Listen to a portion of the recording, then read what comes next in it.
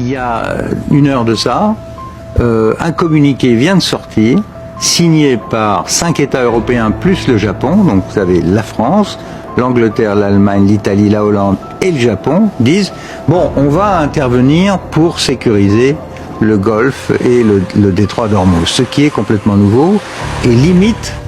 Alors il faut voir l'impact que ça va avoir, mais moi je l'interprète comme un véritable revirement de la position initiale des Européens.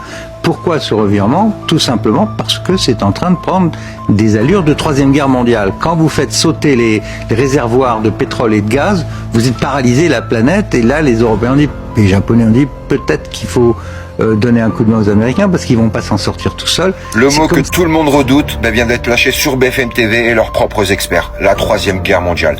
Alors je sais pas si tu le sais, mais il y a quelques heures, en fait, l'Europe a décidé officiellement de baisser son froc et d'aller sauver les Américains qui sont en train de se noyer dans le Golfe. Donc écoute bien ce que nous dit Pierre Lelouch, c'est en train de prendre des allures de Troisième Guerre mondiale. Pourquoi? Parce qu'en fait,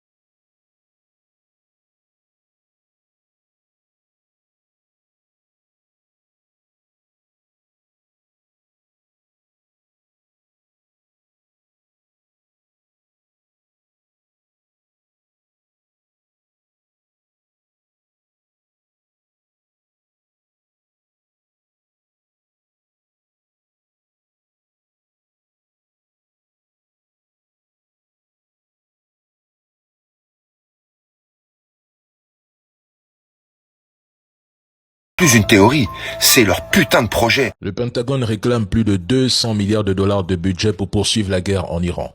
Il veut augmenter de toute urgence la production d'armes critiques.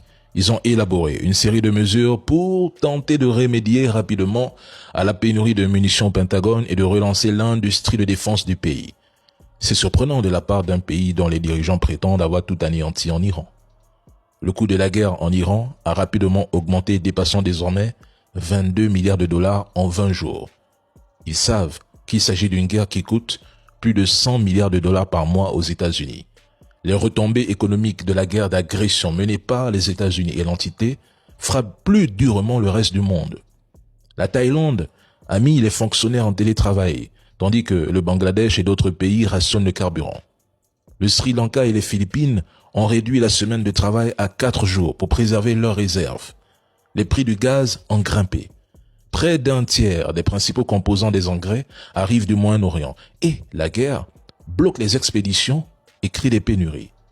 C'est une mauvaise nouvelle pour les agriculteurs américains, mais pire pour les pays comme le Soudan, la Tanzanie, le Sri Lanka, qui dépendent relativement davantage des approvisionnements en provenance du Moyen-Orient. 45 millions de personnes supplémentaires pourraient sombrer dans une insécurité alimentaire aiguë si le conflit ne prend pas fin d'ici l'été et si les prix du pétrole restent supérieurs à 100 $ le baril. La roupie indienne a atteint mercredi dernier un niveau historiquement bas, faisant encore grimper le coût déjà plus élevé de l'énergie importée. En Europe, la situation de la région risque également de souffrir davantage de la guerre que celle de l'économie américaine. Agresser l'Iran provoque des dégâts considérables. Continuez à comparer la puissance américaine à celle de l'Iran. Ce sont vos finances, vos revenus qui en paieront le prix lourd. L'Iran est en train de donner une leçon d'humilité au monde occidental. Les gens qui viennent vous dire qu'ils sont la plus grande puissance mondiale, qu'ils sont l'armée la plus morale du monde, qu'ils sont la meilleure armée du monde. Eh bien, la meilleure armée du monde, la plus grande puissance mondiale, est en train de se faire botter le cul par un petit pays. Ils sont pas 50, un petit pays, aidé du Hezbollah qui est minuscule. Et ils sont en train de se faire exploser. Ils ont été obligés d'enlever tous leurs antimissiles d'Asie pour les ramener en Israël. Parce que vous êtes des tocards, parce que vous vous êtes dit, que le peuple iranien, c'était comme les Américains, en fait. Qu'à partir du moment où vous alliez montrer les points, ils allaient reculer. Non, non, non, non, non, c'est pas des Occidentaux. C'est des gens qui ont vécu dans la souffrance, dans la douleur, qui savent ce que c'est qu'être un martyr, qui vivent dans ce truc de tous les cas, nous, sur Terre, on est là que de passage. Vous, votre vie, c'est de rester sur Terre. Votre vie, c'est d'encaisser les richesses sur Terre. Eux, ils ont d'autres préoccupations. S'ils doivent mourir ici, ils savent qu'ils seront récompensés de l'au-delà. Au-delà que vous ne croyez pas, parce que vous, c'est avec le diable que vous pactisez. Il faut assumer. Trump est dans une... Visiblement, il a oublié que la guerre se commence peut-être tout seul, mais qu'elle se finit à deux. C'est-à-dire que c'est deux personnes qui vont décider de la fin de la guerre. Trump dit, oui, on a tout détruit, mais ils veulent pas de cesser le feu. Tu n'arrêtes pas de dire que tu as tout détruit, que tu as tout détruit. Pourquoi tu bombardes encore? Pourquoi est-ce que tu continues de bombarder? Et pourquoi eux continuent de tirer, puisque soi-disant tu as tout détruit? Soi-disant ils sont à court de munitions. Ils viennent d'envoyer une des plus grosses salves, je vais y arriver, de missiles sur Israël la nuit dernière. Comme quoi, finalement, les destructions, c'est très approximatif chez Trump. Tu essayes de te sortir de là, tu vas devoir assumer, frère. Tu vas devoir assumer. Donc là, tu appelles le monde entier, le Japon, la Chine, la Corée du Sud, la France, le Royaume-Uni. Tu appelles tout le monde pour venir t'aider dans le détroit d'Ormuz parce que tu es nul, parce que tu es un tocard. Tu as besoin de dire, oui, je donne 10 millions de dollars aux personnes qui vont nous donner des informations. Mais je croyais que tu avais les informations, que tu savais qu'ils étaient en train de se planquer comme des rats dans les tunnels. C'est pas ce qu'est venu dire ton ministère de la guerre, là, ton ministre de la guerre, ton incompétent de la guerre. Pour des gens qui se planquent, moi je les trouvais bien en lunettes de soleil à Téhéran. Non, parce que eux, là, ils ne se planquent pas, ils sont avec la population. Ils sont chez eux. Ils prennent les bombes, ils sont chez eux. Vous, là, vous êtes des planqués. Si Netanyahou est planqué, lui, il est un planqué. Lui, on n'a pas vu sa tête en Israël, dans les rues d'Israël avec son peuple. Lui, il est planqué. Le régime est dehors. Le président est en train de saluer des mains. Le chef de la sécurité est en train de se balader. Les gens du régime étaient derrière lui. Le peuple était derrière eux. Et vous, là, c'est à ces gens-là que vous voulez donner des leçons de morale. Il serait peut-être temps. Alors, rien n'est parfait dans un pays. L'Iran a des torts. Mais ils sont loin d'être le seul. La seule chose qui est réelle, c'est que vous n'êtes personne pour venir donner des leçons de morale aux gens, surtout quand on voit le nombre de guerres, le nombre de famines, le nombre de saloperies que vous avez fait tout au long de votre vie, et c'est vous qui venez donner des leçons de démocratie aux gens. Non, il faut arrêter. Les gens n'ont pas besoin de vos leçons de morale. Gardez-les, parce que bizarrement, je suis persuadée que comme l'Arabie Saoudite, qui a le même système que l'Iran, hein, c'est juste la version sunnite, mais c'est exactement le même système. Les petites filles ne peuvent pas sortir, les femmes ne peuvent pas conduire, les femmes sont obligées de se voiler, il y a une garde civile. Tout ça là, sauf que elles n'ont pas le droit d'aller à l'école. L'Iran forme les femmes les plus intelligentes de la planète actuellement. La majorité des femmes ont des accès dans le gouvernement. Elles ne sont pas des potiches à rester à la maison. Mais on ne vous entend jamais parler sur l'Arabie Saoudite. Parce que vous avez des intérêts. Donc votre démocratie à géométrie variable là, ils n'en veulent pas. Ils n'en ont jamais voulu. Ils n'en voudront jamais. Donc foutez-leur la paix. Assumez d'avoir merdé. Assumez d'avoir perdu. Va prier l'Iran. Va prier l'Iran. Trump, va prier l'Iran. Mets-toi à genoux, commence justement à fais la salade 5 fois en direction de l'Iran, toi pour le coup, vu que de tous les cas tu n'es pas musulman, donc fais la salade 5 fois en direction de l'Iran et supplie avec tous tes prêtres autour de toi que l'Iran te laisse abdiquer. Parce que c'est eux qui décideront, parce que c'est eux qui ont les choses en main, et parce que vous pouvez continuer à bombarder, ils sont prêts, ils se sont préparés pendant 40 ans. Vous avez préparé cette guerre-là, visiblement, en 40 minutes, eux ils l'ont préparée en 40 ans. Et pour l'instant, leur guerre, ils sont en train de gagner. Vous n'avez qu'un seul choix, soit abdiquer, soit envoyer le nucléaire. Et à ce moment-là, c'est 3e guerre mondiale. Quant à la France, là, à Macron qui commence à venir sortir les points, laisse ton cul en dehors de ce conflit. Laisse ton cul en dehors de ce conflit parce qu'on n'a pas besoin. Vous avez vu ce qui s'est passé en Irak? On n'a rien à foutre là-bas. On n'a rien à foutre là-bas, c'est pas pour la sécurité des Français. Des Français sont morts pour l'imbécilité des gouvernements français. Mais ils ne sont pas morts pour les Français. Il n'y a aucun Français qui a demandé à aucun Français d'être en Irak. On n'a rien à foutre là-bas. Donc reste très loin de ce conflit. Personne, aucun Français, 55% des Français sont pour une intervention. De quel 55% des Français on parle? Parce que nous, on n'est pas au courant. Nous, on a dit non. On n'en veut pas de ta guerre. Voilà. Donc tout ça pour dire, ne sous-estimez jamais l'autre. Vous pouvez toujours croire que vous êtes le plus puissant, le plus beau, le plus fort. Il n'y a qu'un seul être sur cette terre qui détermine la fin de qui est le plus fort et qui n'est pas le plus fort. Et c'est celui qui est au-dessus de nos têtes. Et actuellement, celui qui est au-dessus de notre tête, il est du côté iranien. Parce que dites-vous bien que s'il permet au régime actuellement, c'est parce qu'ils sont protégés. Et ils ne sont pas protégés par les antimissiles russes ou par les antimissiles chinois, ils sont protégés par la grâce divine. C'est un signe pour ceux qui réfléchissent. Moi, j'ai juste une question. Hein. On avait l'habitude de penser qu'il n'y a que des pays africains où il n'y a qu'en Afrique qu'on voit des dirigeants complètement inféodés aux dirigeants européens ou occidentaux. Mais je me rends compte qu'en réalité, c'est juste un mythe. Au Moyen-Orient aussi, ouais, j'espère que je ne vous l'apprends pas parce que c'est assez visible maintenant. Parce que comment se fait-il que depuis des semaines, ces dirigeants au Moyen-Orient, des Émirats arabes unis, du Koweït, de l'Arabie saoudite, du Qatar, ils subissent des pertes énormes, pas seulement chez les infrastructures américaines, mais aussi sur leurs entreprises énergétiques notamment. Mais ils sont incapables de dire aux États-Unis, non, ça suffit, arrêtez d'utiliser notre territoire pour attaquer l'Iran. Ça, c'est quoi si ce n'est pas de la néocolonisation? Si ce n'est pas pathétique, ça? Parce que même les alliés les plus proches des États-Unis ont dit non. Les Européens ont dit non, merci. On ne veut pas rentrer dans cette guerre. La France, le Royaume-Uni, les alliés des États-Unis. Mais vous, pathétique. Dites-moi en commentaire ce que vous en pensez. Selon les médias israéliens, et quand je dis médias israéliens, bien évidemment, j'inclus tous les médias français. Eh bien, Benjamin Netanyahou aurait fait une conférence de presse et je vais vous montrer encore une énorme erreur faite par l'IA. Mais avant ça, je vais vous demander de partager la vidéo, de liker, de vous abonner si ce n'est pas déjà fait. Alors, première chose, c'est une conférence de presse où il n'y avait pas de questions de journalistes et on voit lui et uniquement lui. Je ne sais pas si vous avez vu la vidéo. Bref, et il y a à ce passage, regardez bien au niveau de la manche gauche ce qui se produit. Regardez. Hop, apparition. Je vais vous expliquer au ralenti. Regardez bien la manche ici. Hop, vous avez la chemise en dessous du costume qui apparaît comme par magie. Et tous les médias ont repris cette vidéo et est passé sur toutes les chaînes pour prouver que Benjamin Netanyahou n'est pas encore cuit. Et je pense que vous pouvez même pas réaliser à quel point aujourd'hui l'intelligence artificielle a des moyens de vous faire croire des choses complètement absurdes. Donc je reste sur ma ligne de pensée. Pour moi, il n'est plus de ce monde. Et je finirai par Che. Le Mossad a fait 2 autres vidéos. Une première vidéo dans un café où il allait et puis où il a montré ses doigts. Il dit, on dit que j'ai 6 doigts, j'ai pas 6 doigts, j'ai mes 5 doigts. Je vais vous faire, bon, on va parler de ça. Et puis, après, il était avec d'autres personnes et puis il parlait avec eux. Le Mossad, pour ceux qui ne le savent pas, je le répète, c'est le service de renseignement israélien.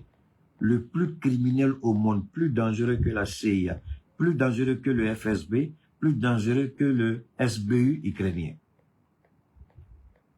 Alors,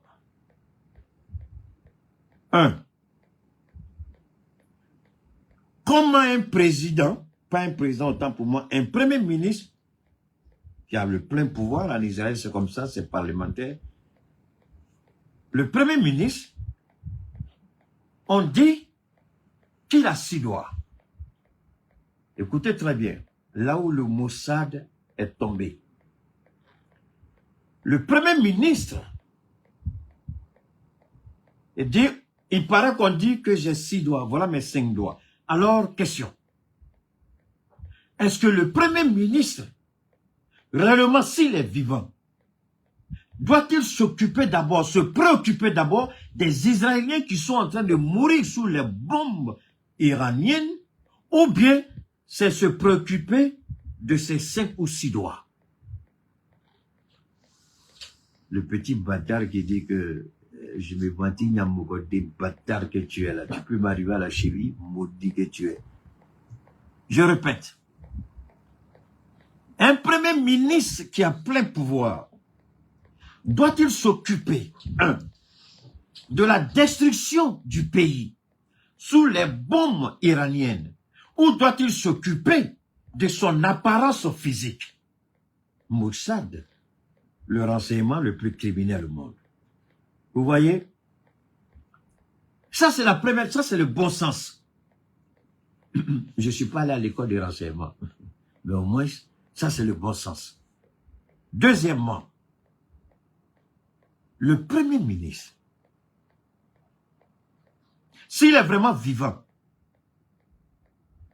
après qu'on ait dit qu'il a 6 doigts, les Iraniens sont en train de mourir sous les bombes. Les Israéliens autant pour moi. Pourquoi n'est-il pas allé, comme d'habitude on le connaît, sur les sites des bombardements? Pourquoi n'est-il pas allé là-bas? Pourquoi n'est-il pas allé dans les hôpitaux? Pourquoi c'est dans un café? Pendant que son pays est sous le feu, c'est dans un café qu'il est. Waouh!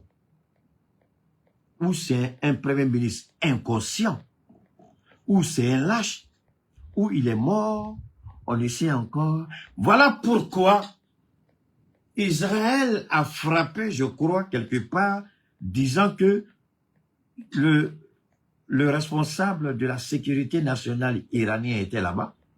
Donc, ils l'ont tué. Ils l'ont tué. Quelqu'un m'a prêté un bon nom ici. Il prend son café. Donc, on veut maintenant distraire les gens. On veut nous amener à aller, parce que c'est l'un des piliers du régime iranien. Israël dit, on a bombardé, on l'a tué. C'est dit, laissez Benjamin Netanyahu, c'est plus votre problème. On a tué un cadre iranien. Allez-y regarder là-bas. On n'ira pas. Montrez-nous Benjamin Netanyahu. Donne-moi une seconde.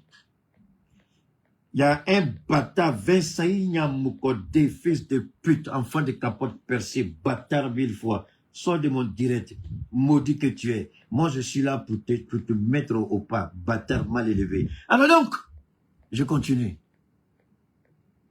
Je continue. Parce qu'aujourd'hui, là, c'est doux. Il y a un petit bâtard qui souffre. Et moi, ça me fait plaisir. Il donne l'argent à la France, et puis il vient écouter ce qu'il n'a pas envie d'écouter. Donc, il sort, je l'allume, je n'ai pas le banni. Il sort, je l'allume. Il sort, je l'allume. Comme c'est un petit bâtard, il va écrire. Mais moi, je vais te dire bâtard jusqu'à ce que je finisse. Parce que tu n'as pas gâté mon direct. Je te dis bâtard et puis je reprends le fil normal de mes idées. Alors donc, on dit que ce tyrannien est mort.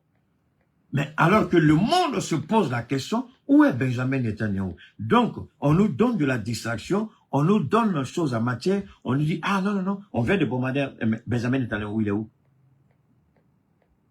Benjamin Netanyahu, s'il n'est pas mort, tel que nous le connaissons, tel que nous avons appris à le connaître et à le suivre en temps de guerre, il aime se pavaner sur les sites bombardés. Il aime se faire accompagner par les éléments du Mossad et les éléments des premiers secours sur le terrain pour lui donner plus d'informations. Comme un premier ministre, on dit qu'il a 6 doigts, mais il y a un cabinet de guerre qui se tient. Il n'est pas là-bas, mais il sort pour nous dire qu'il a 5 doigts. Mais il y a un cabinet de guerre, et pendant le cabinet de guerre, il n'est pas là-bas. Même Alassane Ouattara, pathétique et pitoyable, menteur, corrompu, assassin et voleur, il nous a fait ce jeu-là avec Amadou Gon Coulibaly qui repose en paix. Mais on a regardé, on dit, hé Ouattara, ce que tu fais, c'est pas bon. Gon, faut pas te moquer de Dieu. Il faut te reposer. Gon est venu, pape, il a cassé la pipe. Oh, mais Ouattara n'a pas fait ça avec Gon. Ils ont fait une visioconférence, non? Ouattara était assis dans son bureau, bien content. La RT même nous montre ça. Et puis, Gon était sapé quelque part là-bas. Ils ont fini, ça n'aide pas. Gon a fait deuxième chute encore. Ils ont dit, mais président, pourquoi tu fais ça? Les docteurs de Gon disent, mais pourquoi tu fais ça? Les gens disent, mais président, pourquoi tu fais ça? Les docteurs de Gon Coulibaly lui disent, pourquoi tu fais ça? Dans le second, il y a tellement de petits bâtards aujourd'hui là. Nyamogodi, allez-y, laver caleçon sale de vos mamans. Bâtards que vous êtes. Alors donc, on dit, mais président, il faut laisser Gon se reposer. Mais Ouattara avait un agenda politique. Il a sacrifié Gon Coulibaly. Il a vendu l'âme du monsieur. Il l'a sacrifié. Donc, Trump lui-même, voilà 2 éléments essentiels qui vous permettront de comprendre si Benjamin Netanyahu est vivant ou pas. Les envoyés de Trump n'ont jamais été reçus. Pendant qu'ils sont, je n'ai pas 6 doigts, j'ai 5 doigts. Il va au café. Donc tu peux aller au café et tu ne peux pas recevoir les envoyés de ton acolyte criminel comme toi, Donald Trump. Pourquoi il ne peut pas recevoir Donald Trump? Pas Donald Trump. Le gendre de Donald Trump, le mari de sa fille, et son envoyé. Donc, il ne peut pas recevoir les envoyés de son acolyte de criminel, mais il peut aller prendre un café. Donc, s'il peut aller prendre un café, pourquoi il n'a pas reçu les envoyés de Trump? Pourquoi annuler le rendez-vous, enfin, la rencontre qu'il devait avoir? Parce que eux, ils partaient pour être informés de l'évolution de la situation. Mais au lieu de cela, attendez. Attendez. Où est mon truc? Voilà. Alors, vous savez, dans ma seconde, les enfants des capotes percées, là, vous voulez vous comparer à moi? Ça, c'est juste mon écran de travail. Et ce chevaux là-bas, là même, là. Vous avez télévision. Ça, c'est juste pour travailler. Hein? Ça, c'est 75 pouces pour travailler avec. Allez-y, demandez combien ça fait. Hein? Si on est même chose, vous venez parler maintenant. Alors, donc, dans la tête que vous êtes, vous n'avez rien, minable, pathétique que vous êtes. Alors, donc, on continue. Voilà, merci.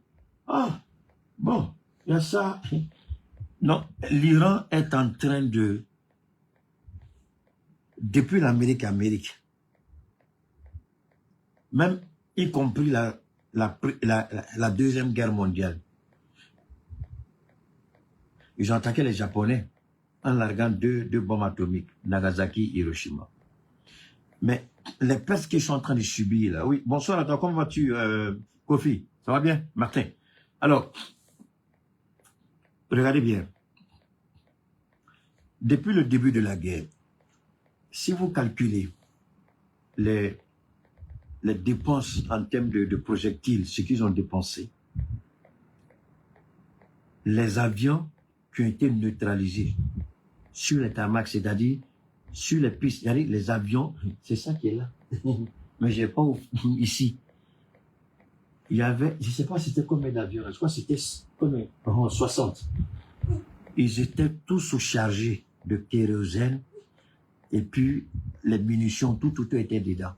Ils attendaient leur plan de vol le lendemain. Quand on dit que... comment on appelle les gens là? Comment on appelle ça? Non, j'ai vu. Vietnam, ça c'est en termes de coûts humains. Mais pour le moment, je vais parler de coûts matériels, quoi. Alors, si vous regardez bien,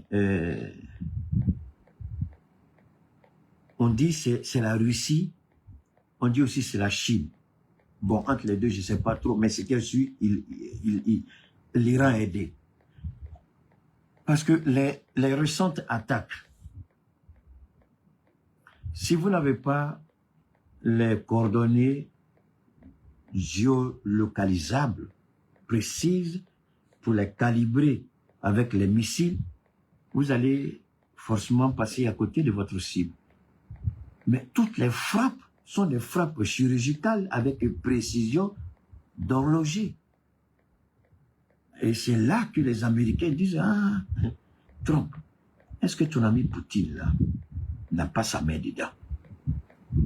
Mais la plus grande honte aux États-Unis, c'est lorsque Trump, après la grande... Je vous ai dit qu'il a la grande gueule. Hein. Il n'a pas honte, je vous ai toujours dit ça. Il appelle les pays de l'OTAN. Il dit, s'ils ne viennent pas l'aider, ils n'ont qu'à se mettre en tête qu'ils vont payer. Mais comme aux États-Unis, ce n'est pas une monarchie comme en Côte d'Ivoire. Comme aux États-Unis, ce n'est pas une monarchie comme au Cameroun. Trump, tu as seulement 2 ans. Est-ce que ça vaut 2 ans même? Ça vaut plus 2 ans. Ça te reste peut-être 1 an, quelques mois, Trump. Ou bien les gars, c'est pas ça. Ou bien ça reste 2. Oui, il a déjà fait 1 an.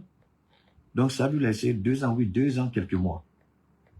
Donc 2 ans, quelques mois là, qu'est-ce que tu as fait au pays de l'OTAN? Puisque tu n'es pas un monarque.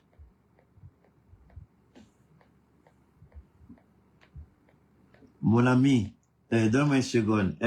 Tossou, Tossou, Tossou, je t'invite intelligemment, avant de raconter ta petite vie de choses là, il faut aller intelligemment, va réfléchir à ça.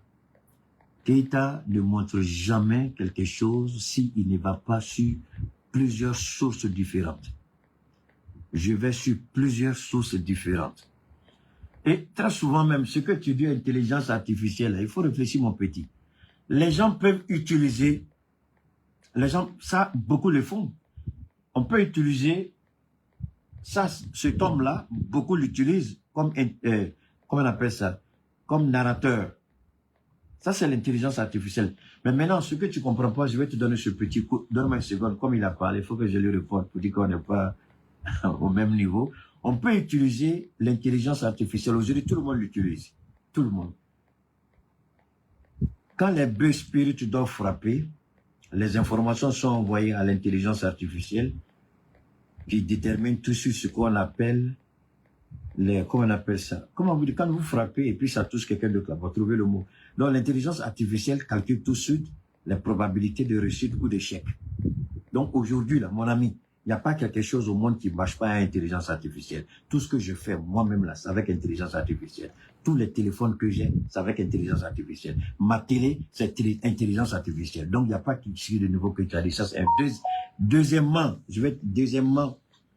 merci beaucoup, effet collatéral. Merci beaucoup, les gars. Deuxièmement, ce que tu dois savoir, on peut utiliser une intelligence artificielle pour faire une narration vraie. C'est-à-dire les informations sont correctes, mais on permet à l'intelligence de faire la narration. Bon, si tu ne sais pas faire la distinction entre tout ça, je suis désolé, je dois faire cette précision parce que beaucoup de gens passent à côté souvent.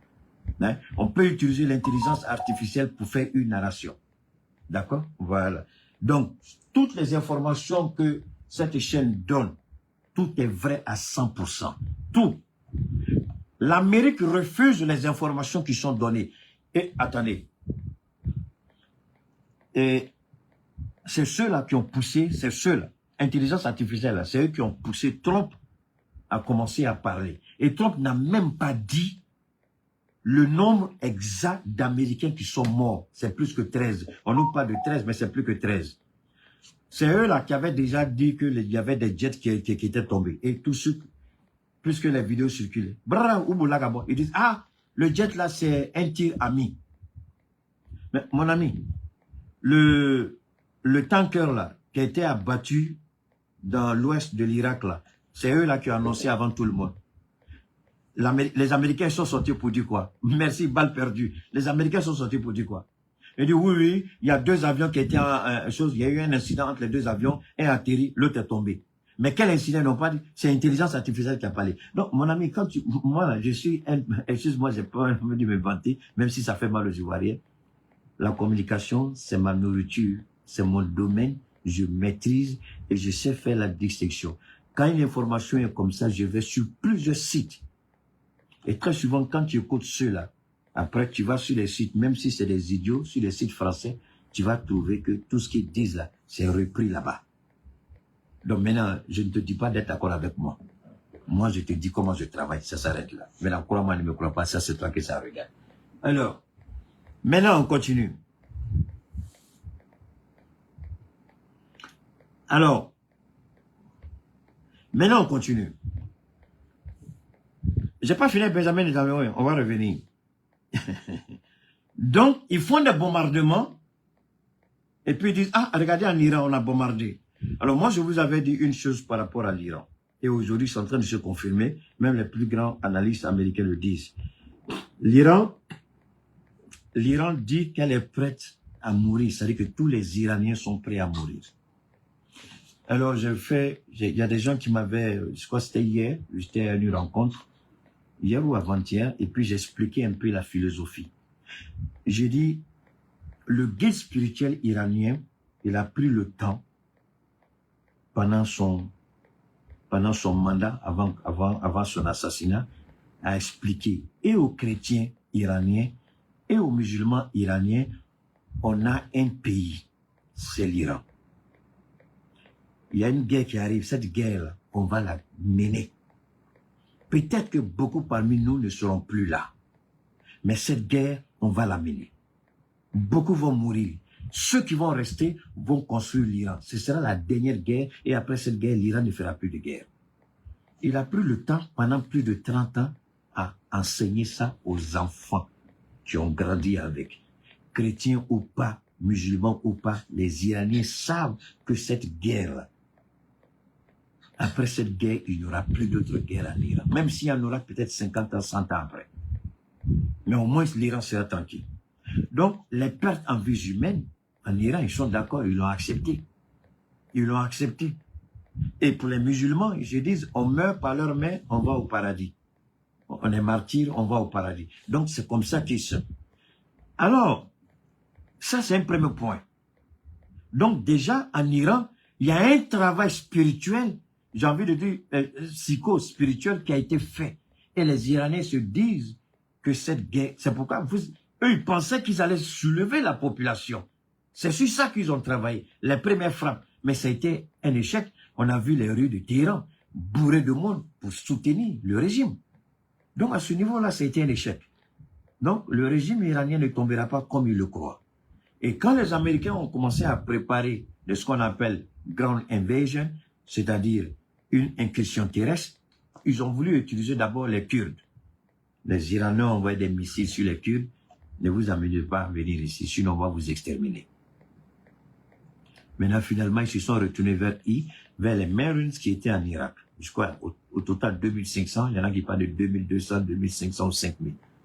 Mais les gens ont dit, pour que l'Amérique puisse contrôler l'Iran, il faut au minimum 500 000 à 1 million de soldats. C'est pas moi qui le dis, ce sont les spécialistes américains qui disent ça.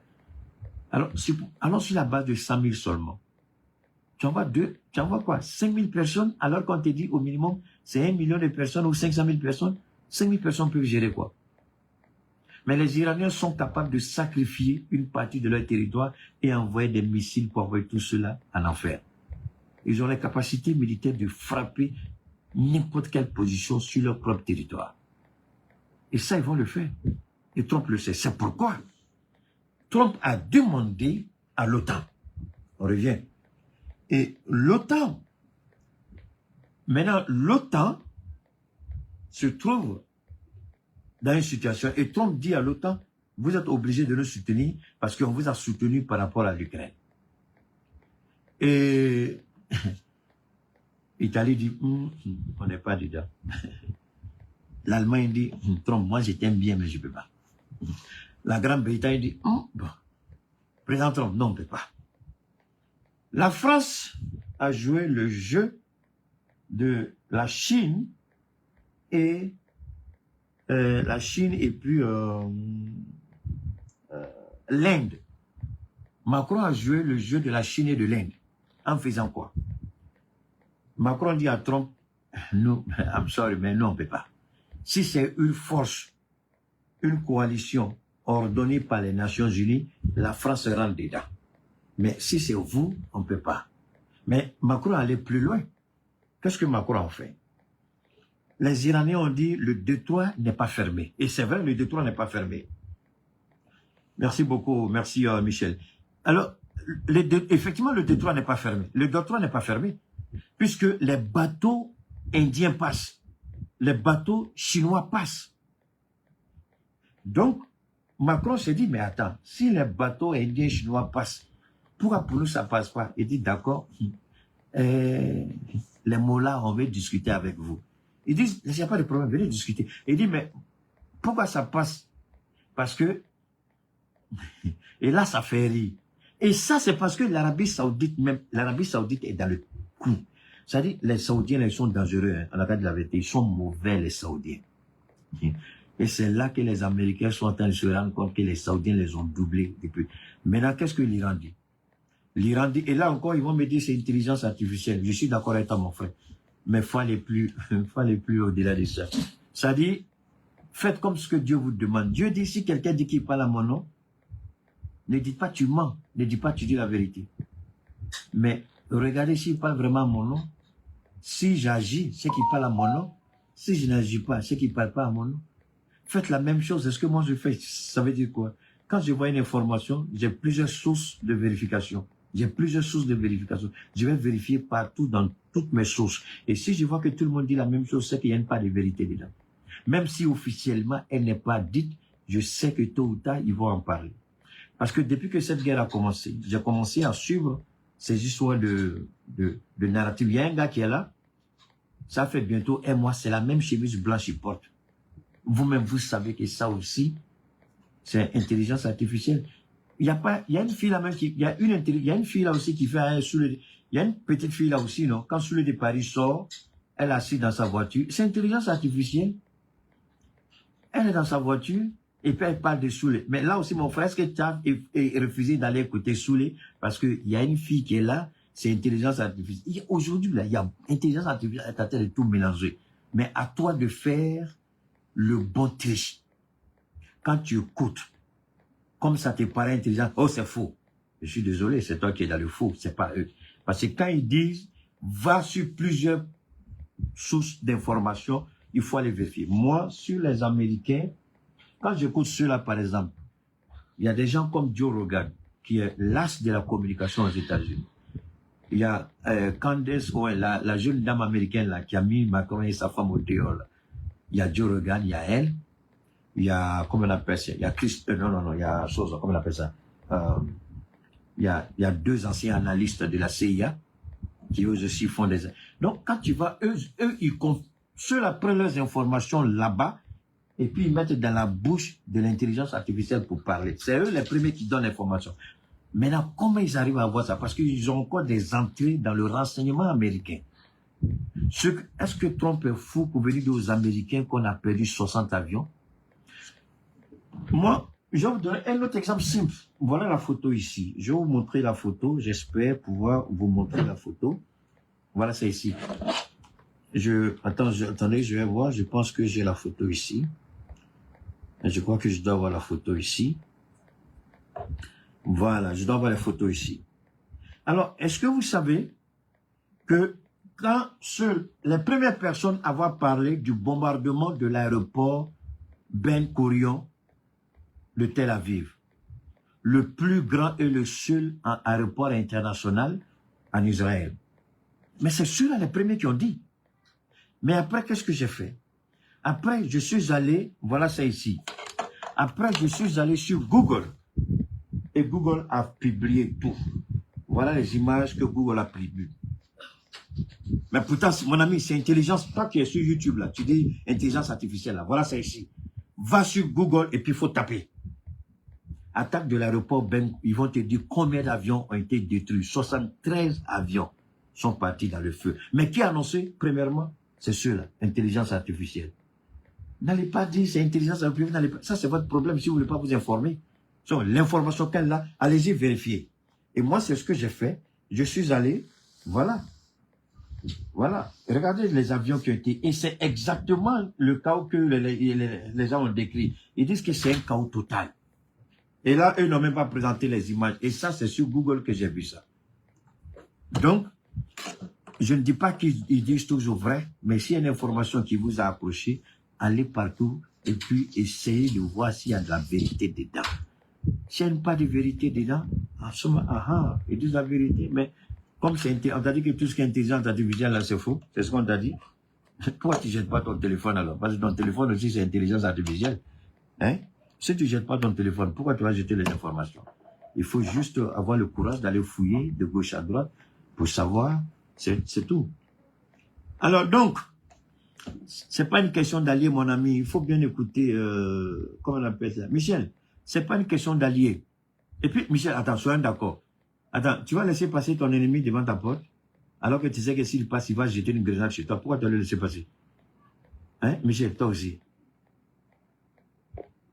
Voilà. Bon, mon ami Michel, comme tu es intelligent et que tu crois que tu connais l'intelligence artificielle, là, moi je trouve que c'est parce que tu es bête. Sinon, si moi je ne comprends pas, tu fais quoi dans mon direct? Là, tu connais là. Mais il faut aller faire ton direct et puis tu as prouvé que tout ce que je dis est faux.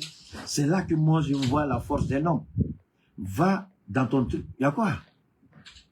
Va, hein? C'est quoi? C'est Michel, c'est ça? Michel Basso. Mon ami, si tu es vraiment sûr que tu es garçon, que tu connais, Pourquoi tu ne m'invites pas dans un débat contradictoire sur l'intelligence artificielle? Les gars, c'est pas ça. Si tu es garçon, il faut chercher l'application que tu veux. Et puis tu me lances ce défi devant le monde sur l'intelligence artificielle. Si je finis avec toi, ton caleçon va tomber. Est-ce que tu me connais? On va faire notre direct ici, vous venez, c'est pas là mon direct, tu as venu montrer que tu connais. Tu vaux rien parce que tu es minable. Sinon, quand tu as vu ça, ton premier truc, c'est quoi? Ton premier réflexe, c'est quoi? C'est de faire des interventions pour dire aux gens, voilà les erreurs. Mais c'est ce que les petits blancs font. Tu vois, c'est eux qui font ça. Ils sortent avec les informations et puis ils démontrent par A plus B que c'est pas bon. Maintenant, tu es là, c'est pas là, direct des gens, tu viens raconter ta vie de merde avec ta gueule, tu pues la merde et c'est toi qui as venu parler ici. Hein? Il faut dégager de mon direct là, idiot. Tu sais même pas de quoi il s'agit. Alors donc, on continue. Tu m'énerves, je te bannis. Si tu connaissais là. Mais c'est ça. Vous, l'Africain, c'est ça. Il est incapable d'apporter quelque chose de plus, mais il est prêt à dire aux autres qu'ils ne sont pas bons. Voilà l'Africain. Voilà. Ça, c'est le prototype de l'Africain. Ça, c'est ce qui empêche l'Afrique d'aller de l'avant. C'est ce qui empêche l'Afrique d'évoluer. Maintenant, si tu sais que les gens vont regarder l'intelligence artificielle, pourquoi tu ne fais pas une direct et puis expliquer aux gens? Il y a un Chinois qui fait ça. Il y a un Chinois qui est très fort dedans. Il vient donner des cours gratuits. Si tu connais, tu dis tu es garçon, tu es enfant de ta maman là. Il faut sortir, bâtard que tu es là. Alors donc on continue. Donc, maintenant, il y a eu cette situation avec, je répète, avec Israël. Les avions 73, l'aéroport Ben Gurion, on va revenir là-dessus. Benjamin Netanyahu, on termine rapidement avec lui. S'il n'est pas mort, Benjamin Netanyahu, s'il n'est pas mort, pourquoi n'a-t-il pas assisté au... Je vais voir si je peux retrouver rapidement ce truc-là pour vous. Si Benjamin n'est pas mort, pourquoi il n'a pas assisté au conseil de cabinet qui a eu lieu juste avant qu'il ne vienne s'exhiber qu'il a 5 doigts? Pourquoi il n'a pas assisté au conseil de cabinet? Pourquoi? Non, c'est un idiot, laissez-le, c'est une merde ivoirienne, laissez-le. Si les garçons n'ont qu'à sortir pour montrer aux gens qui connaissent, il n'y a pas de ses parents diraient déjà à vos gueules pourries là, vous venez parler. Montrez que vous êtes à la hauteur. Alors, pourquoi Benjamin Netanyahu n'a pas assisté au conseil de guerre? Pourquoi le conseil de guerre a été présidé, dirigé par le ministre de la Défense et le premier ministre lui-même? Et moi, j'ai honte à la place de, comment on appelle ça, du Mossad. J'ai honte à la place du Mossad. Pourquoi le Mossad se livre à un tel jeu? Ça veut dire que la vie humaine n'a aucune importance, aucune valeur pour le Mossad. Pourquoi le Mossad perdrait son temps à prouver que Benjamin Netanyahu n'a pas 6 doigts à 5 doigts? Il va prendre son café. Il est incapable de recevoir les envoyés de Trump. Il est incapable d'assister au conseil de guerre. Mais il a le temps pour aller prendre un café. Ça, c'est quel chef militaire, ça? Parce que c'est lui qui est. Voilà ça ici. Je vais vous montrer. Je pense pouvoir vous montrer ça. Where is Netanyahu? Is Israel's prime minister? On va suivre ça ici.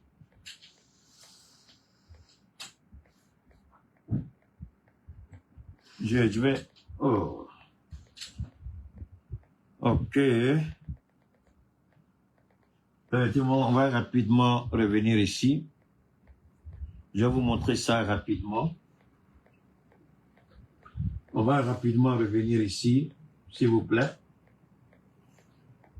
Ok. On va écouter ça. Is Israel's prime minister alive, or has he been eliminated? Ok. Ça, ce sont des anciennes vidéos. Je répète, ce sont des anciennes vidéos. On va vous montrer tout de suite pourquoi nous croyons que Benjamin Netanyahu est réellement mort. Explosive rumors are spreading online, claiming that Iranian missiles may have assassinated Israeli Prime Minister Benjamin Netanyahu. This followed Netanyahu's noticeable absence from a latest Israeli military council meeting. The meeting took place. Alors, vous voyez ça, je vais vous montrer, c'est ça que je voulais vous montrer. Ici, voilà. J'espère, oh non, au niveau de, vous n'allez pas, ok, d'accord.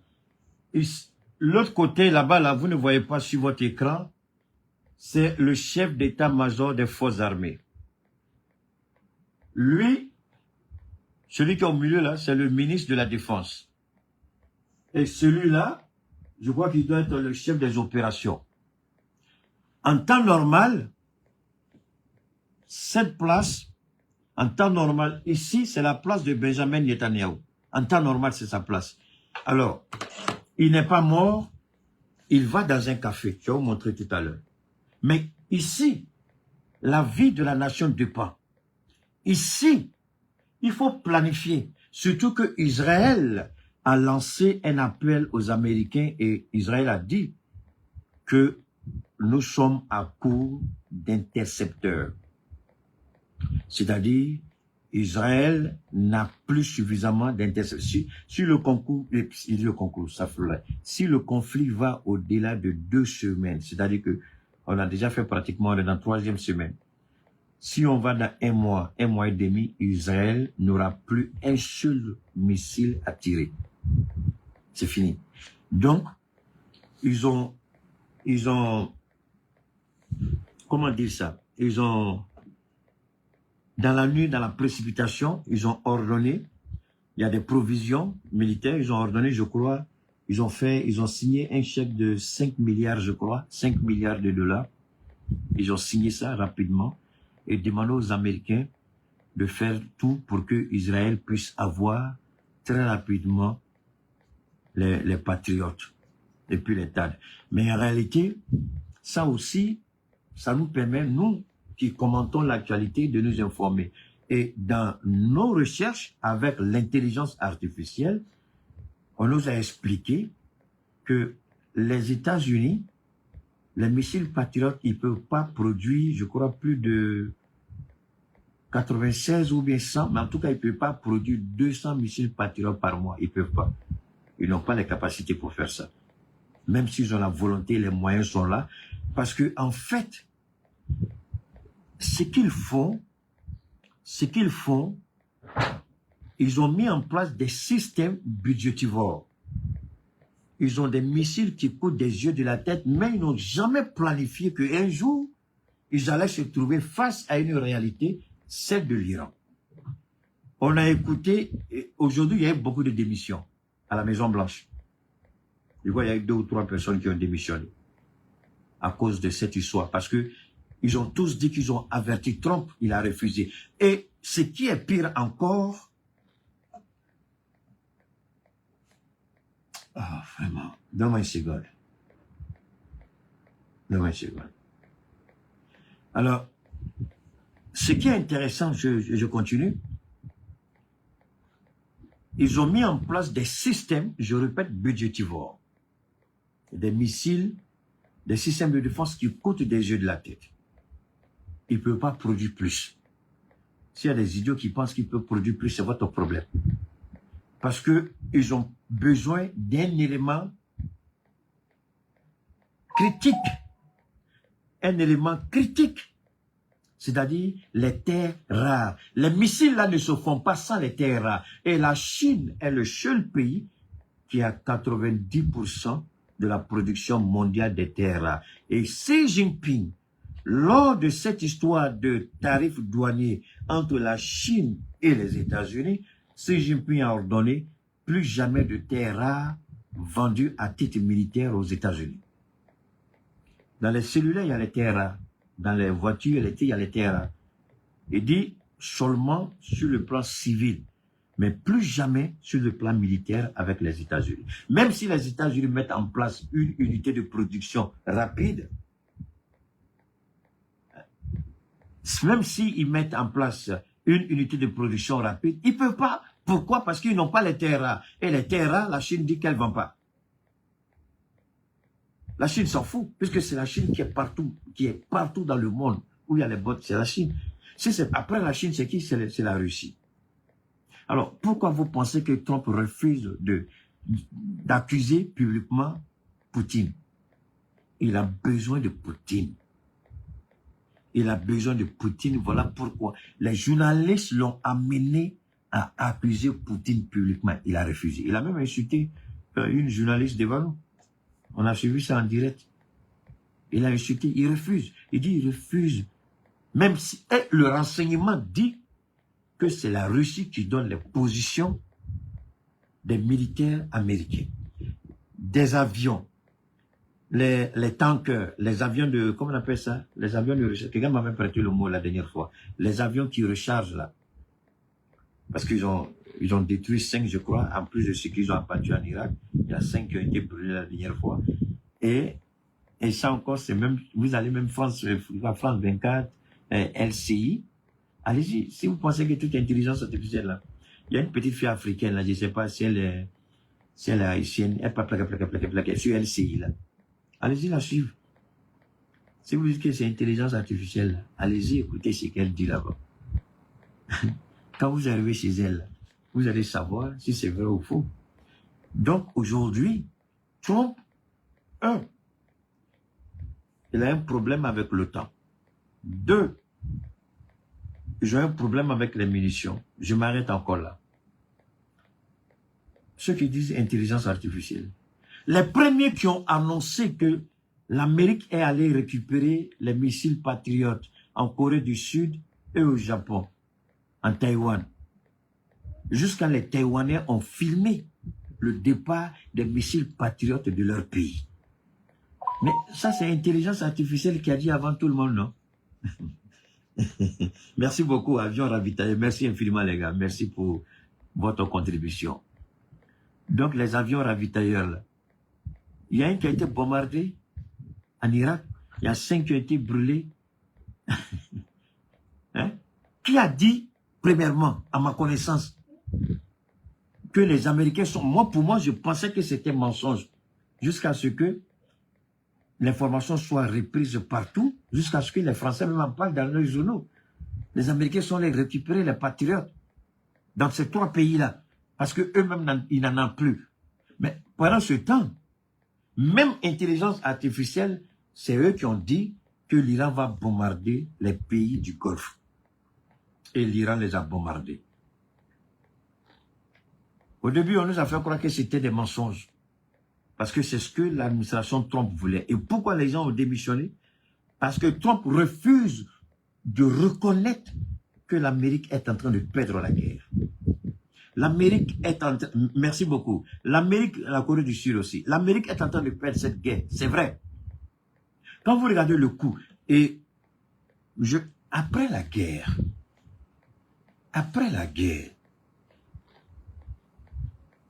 je dis bien après la guerre, les vrais bilans, quand vous allez les écouter, là, les idiots qui veulent nous parler d'intelligence artificielle, j'espère que vous serez honnêtes. De toute façon, vous vous êtes ridiculisés là, de sortir dire, on avait tort. Parce que lors de la guerre, il y a ce qu'on appelle information top secret, information classifiée. C'est après la guerre que la commission de défense peut demander que certaines informations soient déclassifiées pour savoir ce qui s'est réellement passé. Pendant la guerre, il y a des informations classifiées. Je suppose que vous êtes aussi intelligent pour comprendre ça. Vous qui venez m'attaquer là, j'espère que votre intelligence vous dit ça aussi. On n'est pas la même chose, je vous en prie, ne venez pas vous égaler à moi, vous êtes trop petit. Donc, les informations classifiées ne permettent pas de savoir l'ampleur des dégâts. Et c'est l'intelligence artificielle aujourd'hui qui nous donne une idée approximative des dégâts. Je vous ai dit, dès les premiers jours de cette guerre, j'ai dit, moi, je ne viendrai jamais exposer les pertes de l'Iran. Parce que j'ai décidé de soutenir l'Iran. Donc ne comptez pas sur moi pour vous montrer les images de l'Iran, de Téhéran, les immeubles. J'ai dit non. C'est faire une faveur à ceux que nous combattons. Parce que ceux que l'Iran combat aujourd'hui, ce sont les mêmes que nous combattons. Israël n'a jamais été un bon partenaire. Israël, aujourd'hui, il y a des informations qui sortent sur Israël, le gouvernement, les rabbis, bien quoi là. C'est dangereux. Parce que dans leur entendement, dans leur subconscient, ou dans leur, même pas inconscient, c'est-à-dire depuis le subconscient, inconscient, conscient, pour les Israéliens, nous sommes des sous-êtres. Ils sont des choisis de Dieu. Et à cet effet, puisque Dieu a dit, vous ne serez pas les derniers, mais les premiers. Vous ne serez pas la queue, mais la tête. Donc, cette doctrine-là est ancrée dans leur tête. Mais, c'était une promesse de Dieu par rapport à son serviteur Abraham qu'il avait honoré. Mais ceux que nous voyons aujourd'hui, ce sont des criminels de guerre. Ils ne rentrent pas dans cette bénédiction. Mais la parole de Dieu est claire. Moi, je ne vais pas enseigner quelqu'un là-dessus, mais les fractions qui me viennent en tête, aussi bien dans la Torah, la Bible et le Coran, Dieu dit, moi, j'étais prêt à te frapper, j'étais prêt à te jeter en enfer. Mais parce que tu as révisé ton comportement, parce que tu as accepté de te soumettre à la volonté de Dieu, alors je renonce à ce que j'avais prévu contre toi. Allez-y, demandez à vos prédicateurs si vous voulez. Donc, Dieu peut dire, j'avais décidé de t'élever, mais à cause de ce que tu as fait là, voilà ce que je peux faire de toi. Il peut dire, j'avais décidé de te détruire, mais à cause de ce que tu as fait, à cause de ce bon, je ne le ferai plus, je vais t'élever. Mais c'est le même Dieu qui dit tout ça. Donc Israël n'est pas dans ça. Parce que Israël aujourd'hui, ce sont des génocidaires, des criminels. Vous ne pouvez pas être enfant de Dieu et voir ce que Israël fait au Liban, en Palestine, à Gaza, et puis fermer les yeux. C'est pas possible. C'est pas possible. Ce n'est pas possible. Vous ne pouvez pas voir les crimes odieux d'Israël en Palestine et prétendre que ceux-là, ce sont des choisis de Dieu. C'est faux. C'est pas possible. Parce que Dieu nous accorde, Dieu nous enseigne la miséricorde. Vivre ensemble. Dieu nous l'enseigne. Mais Israël ne manifeste aucune pitié. Eux, c'est la puissance de feu. Tuer, détruire. Voilà leur philosophie. Voilà leur doctrine. Ça, c'est pas la doctrine de Dieu. C'est pas ce que Dieu a demandé. Sinon, nous tous, on ne serait jamais là aujourd'hui. On serait morts il y a longtemps. Alors, maintenant, est-ce que Benjamin est mort? Benjamin est mort, je le dis. Maintenant, il peut te ressusciter. Hein? Qu'est-ce que ça? Comment tu peux dire pas te ressusciter? Bon, moi je sais qu'il est mort. Mais les Israéliens vont nous berner. Les Israéliens vont nous manipuler. Les Israéliens veulent nous distraire en nous pointant du doigt qu'ils ont tué un guide iranien. Moi, je l'ai dit tout à l'heure, tous les Iraniens, ils comprennent. Attendez, si le guide a refusé d'aller dans un bunker, il dit, je ne peux pas le faire. Si vous tuez quelqu'un, vous pensez que vous avez tué une. C'est ça qu'il est. C'est ça qu'il est. Eux, ils pensent que c'est l'homme. Alors que l'Iran, c'est un système qui a été mis en place. Un système décentralisé. Ça veut dire quoi? Ils ont planifié chaque région de l'Iran. Le territoire est vaste, je crois que c'est 1 800 000 ou 1 200 000, quelque chose comme ça, kilomètres carrés. Et ils ont départagé. Et chaque département, chaque région est autonome. C'est-à-dire que même si la tête tombe, chacun a sa feuille de route. Ce qui fait que, même si aujourd'hui, là, Mojtaba, même si aujourd'hui il est tué, les Iraniens ne vont pas arrêter. Chacun a sa feuille de route. Ils ne vont pas arrêter. Donc, prétendre que vous avez tué un guide iranien, alors que un leader aujourd'hui, alors que le guide lui-même a été tué, est-ce que vous pensez que ça va empêcher? Parce que tout ça, c'est un but. Ils veulent que le peuple iranien se soulève contre son gouvernement. Mais le peuple peut protester contre des abus de son gouvernement. Le peuple peut contester certaines décisions. Le peuple peut demander plus de justice, plus d'équité. Le peuple peut demander au gouvernement de prendre des dispositions pour que la vie soit moins chère. Ça, c'est vrai. Tout ça, c'est excellent. Mais, croire que ce peuple-là va vous soutenir dans l'agression que vous faites, ce n'est pas possible. C'est là qu'il faut saluer j'ai pas envie de dire le génie, mais le génie politique du guide qui est mort. Parce qu'il a su rapprocher musulmans et chrétiens en Iran. Moi, je ne pensais pas que des chrétiens vivaient en Iran. Excusez-moi, mais c'est la vérité. Jusqu'à ce que je tombe sur des vidéos qui remontent il y a des années, où le guide, il a fait ça de façon continue. Chaque fois, il allait voir les familles chrétiennes, il mangeait là-bas. Mais on a des frères musulmans ici, là, des petits ratés qui ne comprennent pas grand-chose, là, qui disent qu'il ne faut même pas manger une nourriture qu'une femme chrétienne prépare. Mais pourtant, quand ta maman ou ta soeur ou ta femme va au marché, là, aubergine qu'elle achète, là, tu crois qu'ils savaient qui elle achète? Le poisson, là, tu crois qu'ils savaient qui elle achète? Le piment, là, tu crois qu'ils savaient qui elle achète?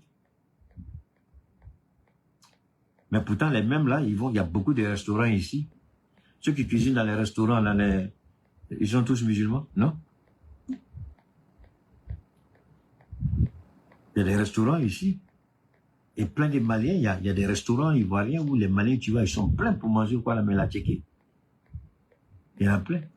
Mais ce n'est pas des musulmans, ce sont des chrétiens. Donc, vous avez une mauvaise lecture de Dieu, mais c'est vous qui êtes les premiers à insulter les gens. Alors, Benjamin Netanyahou, jusqu'à preuve du contraire, nous le considérons comme mort.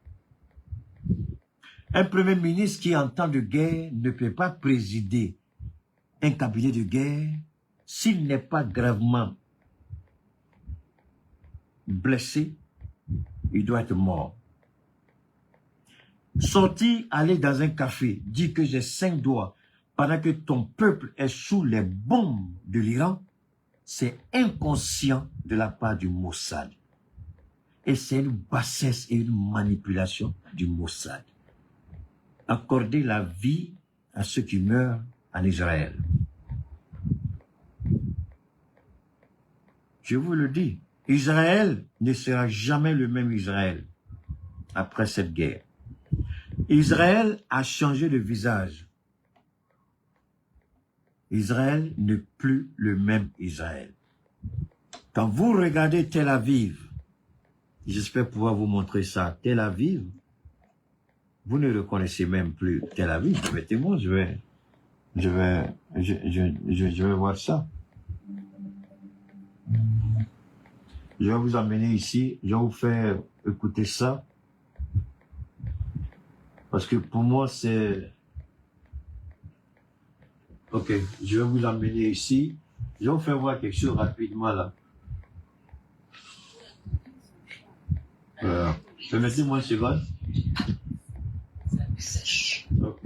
Allez, donnez-moi ça là-bas. Allez, vous allez voir ça, c'est... Je vais couper le volume, mais regardez un peu, ça c'est pas joli. Nous sommes à Tel Aviv. Il y a des images, quand vous regardez, ces images-là ne sont pas jolies. Et Tel Aviv, c'est la capitale, je crois. Merci beaucoup à toi et merci Paul. Vous voyez? Et c'est pas joli.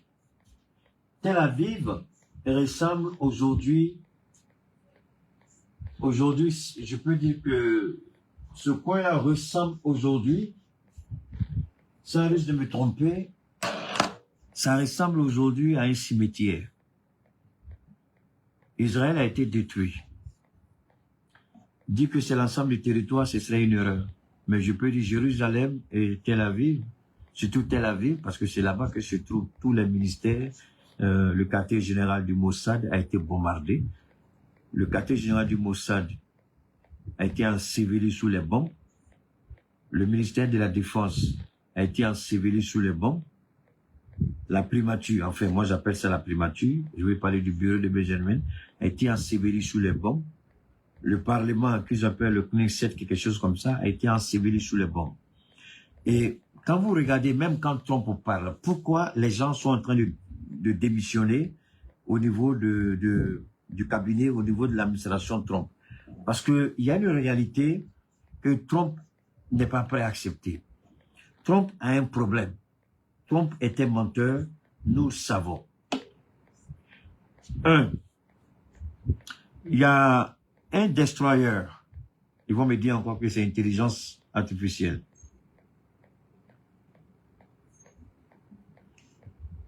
Donne-moi une seconde, je pense qu'il y a tellement d'idiots ici, il ne faut même pas répondre. Il faut juste supprimer les bêtises qu'ils écrivent ici.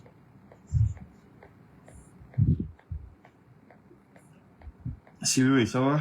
Ok, Siloué, tu es forgeron. Ok, d'accord. Merci beaucoup, Siloué. Alors, il y a un idiot là qui dit, si le Premier ministre n'est pas mort, pourquoi il n'y a pas un nouveau Premier ministre? Idiot, moi je connais comment ça. Il y a des gens, je ne sais pas, pourquoi tu dépenses cela là pour venir m'écouter? On est en guerre, et voilà l'idiot dit, s'il est mort, pourquoi il n'y a pas un nouveau Premier ministre? Vraiment, c'est pas... Et ça là, son papa m'a dit, j'ai mis mon enfant à l'école parce qu'il sait écrire. Depuis quand dans la guerre, tu as vu qu'on a dit quelque chose? Vraiment, tu fais pitié, quoi. Tu réponds même la tête, tu fais pitié. Alors, cette situation nous interpelle tous, d'une certaine manière. En Israël, jamais ils vont accepter la défaite. C'est pourquoi ils ont signé, je crois c'est avant-hier nuit, un chèque, je crois, de 5 à 6 milliards de dollars pour rapidement envoyer encore. Mais le problème, c'est qu'il n'y a même pas de stock. Il faut fabriquer. Pendant ce temps, qu'est-ce qu'il faut faire? Il faut négocier un cessez-le-feu. Si vous ne négociez pas le cessez-le-feu, comment? Si vous n'avez plus rien, l'Iran va tout raser. Alors que l'Iran dit, je n'ai pas fini cette affaire de Détroit d'Ormuz, il y a quelqu'un qui a dit que c'est bateau d'alliés. Je vais expliquer donc tout de suite cette affaire d'alliés-là. Parce qu'il y a un coup que j'étais sur le point d'expliquer, et puis il y a des idiots qui m'ont énervé, ces petits ratés d'Ivoiriens-là, qui ne connaissent rien, pas et tous, mais les plus bêtes. Je vous ai dit, il y a les Zoumana, les Drissa, c'est eux qui sont là. Alors donc, Israël ne veut pas reconnaître sa défaite.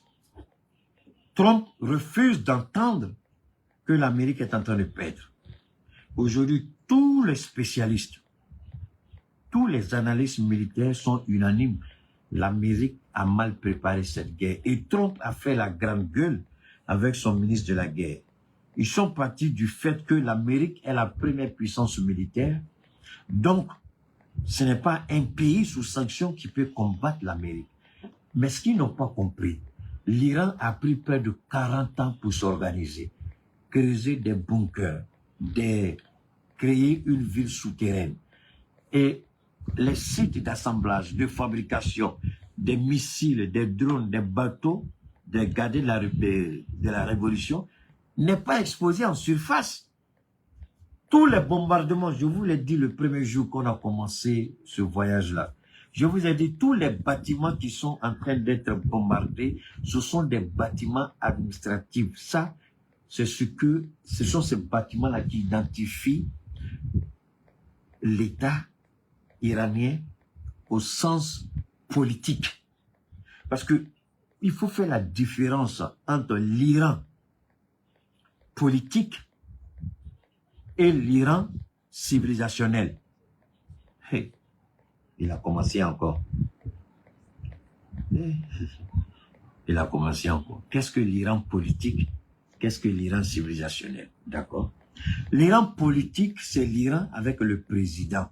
Un président élu avec un pouvoir zéro.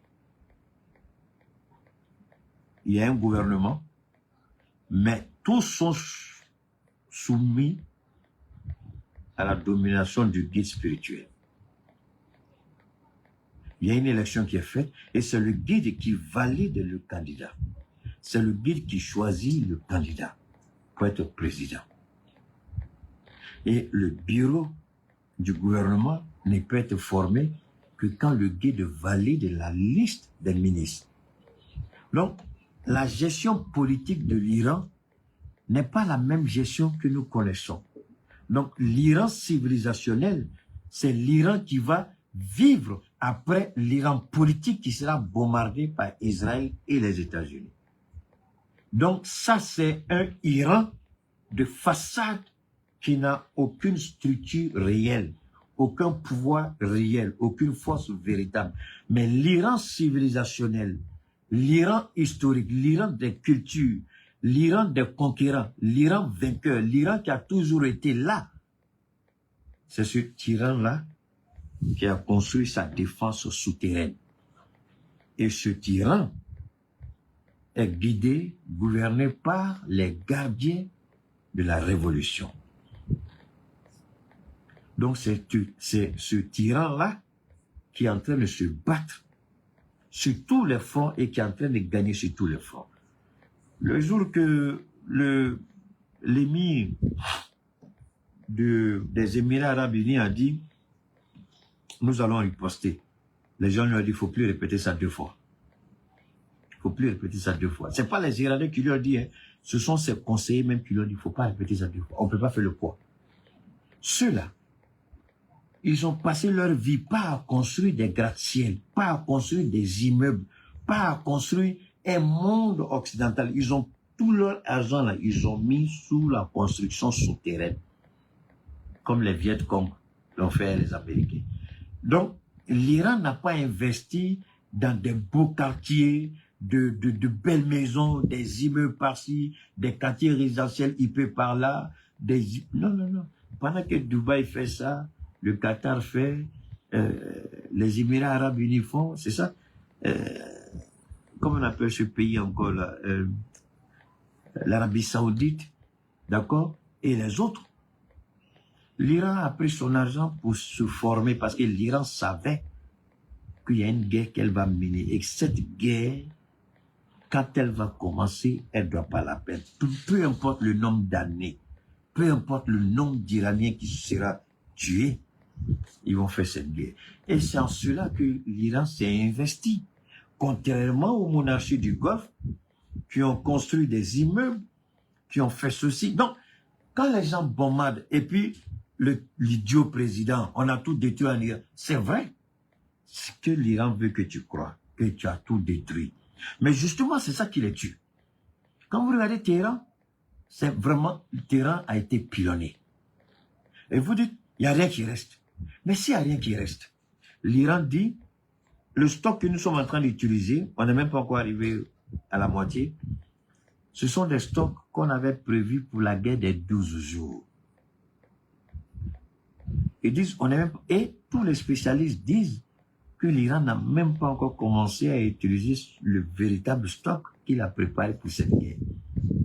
C'est pourquoi ils ont dit au minimum 6 mois, non, on est prêt. Ils disent au minimum 6 mois, même si vous voulez des années, parce qu'ils ont mis en place des unités de production souterraines pour soutenir l'effort de guerre. Donc quand les gens bombardent de surface, mais ils n'ont rien bombardé. Ce sont des bâtiments avec des noms, des titres, mais qui n'en valent pas la peine. Évidemment, il y a des pertes en vies humaines. On nous parle de 2000 morts. Parce qu'ils ne réfléchissent pas. Ils sont en train de bombarder à l'aveuglette.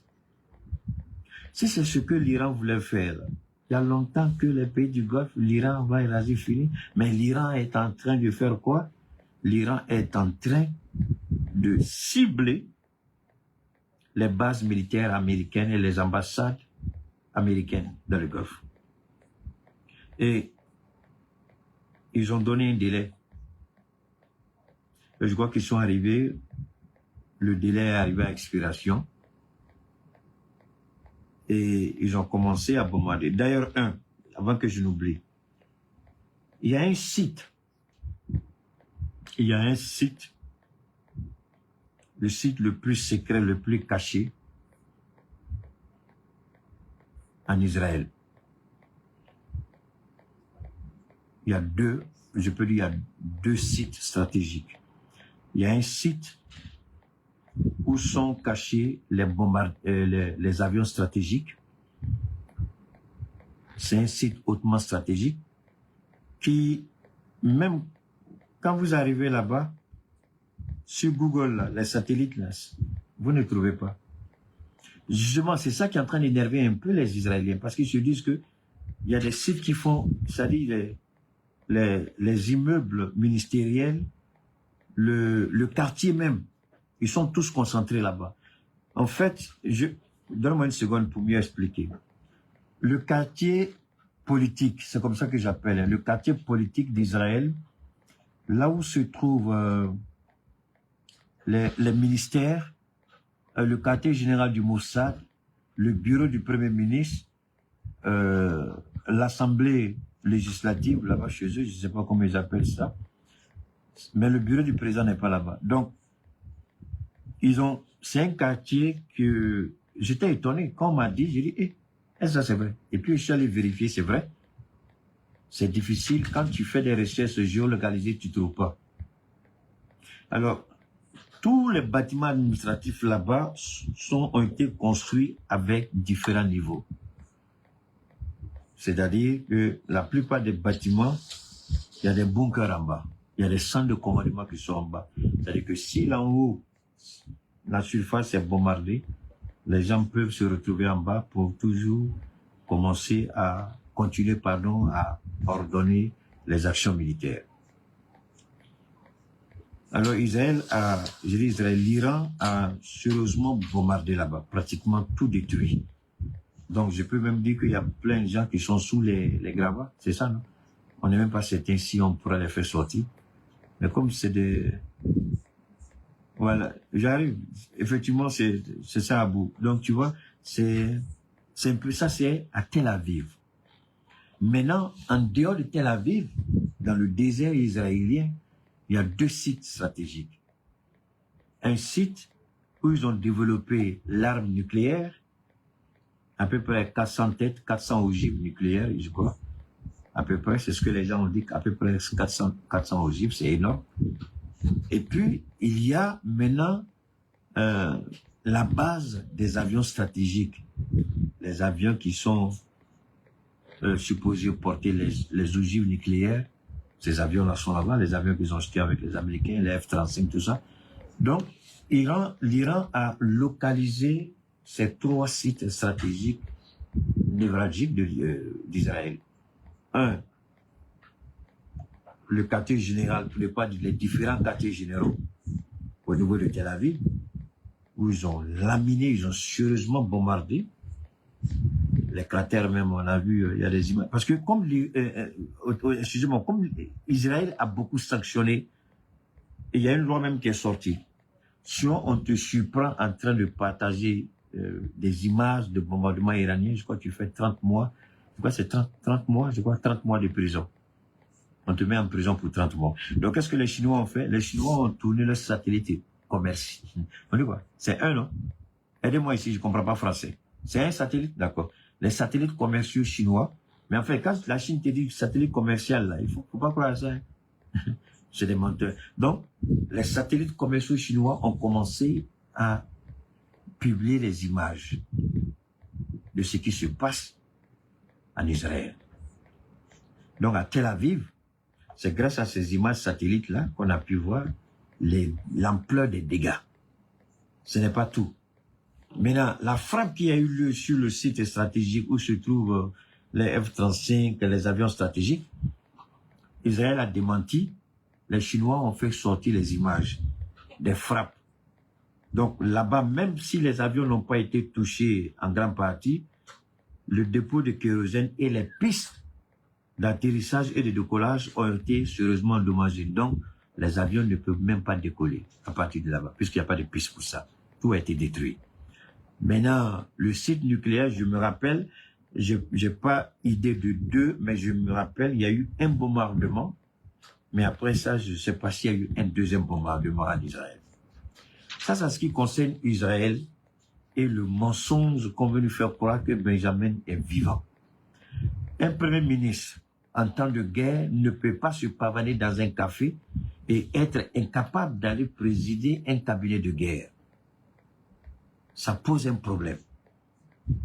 Ils sont plus soucieux à montrer qu'il a 5 doigts, mais ils ne sont pas soucieux que c'est le chef suprême des armées et qu'il doit avoir des réunions avec et le Mossad et les forces armées israéliennes. Donc, jusqu'à ce que nous on voit Benjamin Netanyahou avec son complice se trompe, jusqu'à ce qu'on le voit présider des réunions de guerre, jusqu'à ce qu'on le voit réellement dans sa position et sa posture de Premier ministre, tant que ce n'est pas ça, en ce qui me concerne, il est mort. Mais je n'oblige personne à me croire. Je tire ma conclusion sur des faits pragmatiques. Même Ouattara, quand il était malade, contre l'avis de ses médecins, il a demandé que ces médecins soient transférés, peu importe le coût, l'État de Côte d'Ivoire paye. Ouattara a fait campagne. C'est après qu'il a fui pour aller se reposer en France. On allait le brancher dans les appareils là, pour qu'il soit en vie. On l'a bombardé de drogue pour qu'il puisse tenir. Ça se voyait. Il était tellement... Mais un chef doit rester un chef. Un chef qui n'est pas un chef.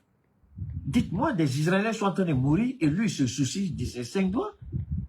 Des Ivoiriens sont en train de mourir, il n'est pas dans un cabinet militaire en train de prendre part à une réunion importante, à une réunion stratégique, mais il est dans un café en train de boire. Et puis là encore, c'est compliqué parce que même là-bas, le Mossad a été pris encore la main dans le sac. Il porte une bague.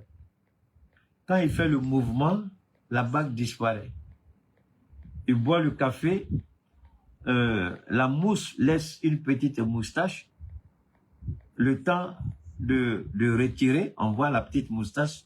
Mais quand il commence à parler, la moustache là a disparu. Donc, il y a tellement d'éléments qui sont incohérents dans cette tentative. Mais pourquoi on ne l'amène pas au cabinet de guerre? Parce que n'importe qui ne peut pas avoir accès. Il faut avoir un niveau d'accréditation élevé. Donc, si on veut nous faire croire qu'il est vivant, pourquoi on ne le fait pas, pourquoi on ne le voit pas assister au cabinet de guerre? Parce que pour avoir accès à ce local même, il faut avoir un niveau d'accréditation élevé. Il y a différents niveaux. Je ne sais pas, mais il n'a pas ce niveau, il ne peut pas assister. Mais pourquoi le Mossad s'amuse avec les émotions des Israéliens? Mieux, on nous a dit que blessé gravement, il a été transporté en Allemagne et il n'a pas survécu à sa blessure. On dit que son fils est gravement blessé, son frère a été tué. Mais les Israéliens, ils sont tellement forts à dire c'est pas vrai, mais ils sont les premiers à dire on a fait ça, on a fait ça. La manipulation, ils sont très forts dedans. En ce qui me concerne, alors, ils sont tous des menteurs. Maintenant, aux États-Unis, l'Iran a imposé sa loi. Quelle est la loi de l'Iran? C'est là que ça devient intéressant. Ça, c'est la deuxième partie de notre intervention sur pourquoi le détroit est fermé et pourquoi la fermeture du détroit, l'Iran a joué, comment on dit, échec et mat, c'est ça? L'Iran a sorti le grand jeu. Alors, l'Iran dit, d'abord, la France, j'étais en train de parler de ça, la France décide de négocier directement avec Téhéran, ce qui met Trump dans tous ses États. L'Inde a négocié avec Téhéran. La Chine a négocié avec Téhéran. Alors le Téhéran dit, nous, parce que, alors je m'arrête encore là, il y a tellement d'infos souvent que ça m'échappe. Vous vous rappelez quand j'ai dit que les Américains sont des menteurs et que quand c'était l'information que j'ai partagée avec vous par rapport au Mali là. Alors, regardez, Trump dit à la presse, devant le monde, que les Iraniens l'ont contacté, qu'ils veulent arrêter la guerre. Ils veulent arrêter la guerre, ils sont fatigués, il a commencé à mentir. Et qu'est-ce que... Il y a une chaîne de télévision qui n'aime pas sa tête. Donc, ils ont fait une visioconférence avec le ministre des Affaires étrangères iranien. Il a dit que tout ce que le président américain a dit, tout est faux. Ils n'ont jamais contacté la Maison-Blanche. Ils ne sont pas intéressés à négocier avec Trump. Parce que chaque fois qu'ils sont en négociation avec Trump, Trump passe dans le dos des Iraniens et puis il fait des choses. La guerre des 12 jours et puis celle-là, donc ils ne veulent plus négocier avec Trump. Et même s'il doit y avoir une négociation, ce sera au terme de l'Iran. Et ça, c'est un camouflet. C'est une humiliation. Et quand Téhéran a fait ça, tout de suite, l'Union européenne, l'OTAN, ils ont dit quoi? Ils ont dit, hey, si on veut gaz, on a insulté Poutine.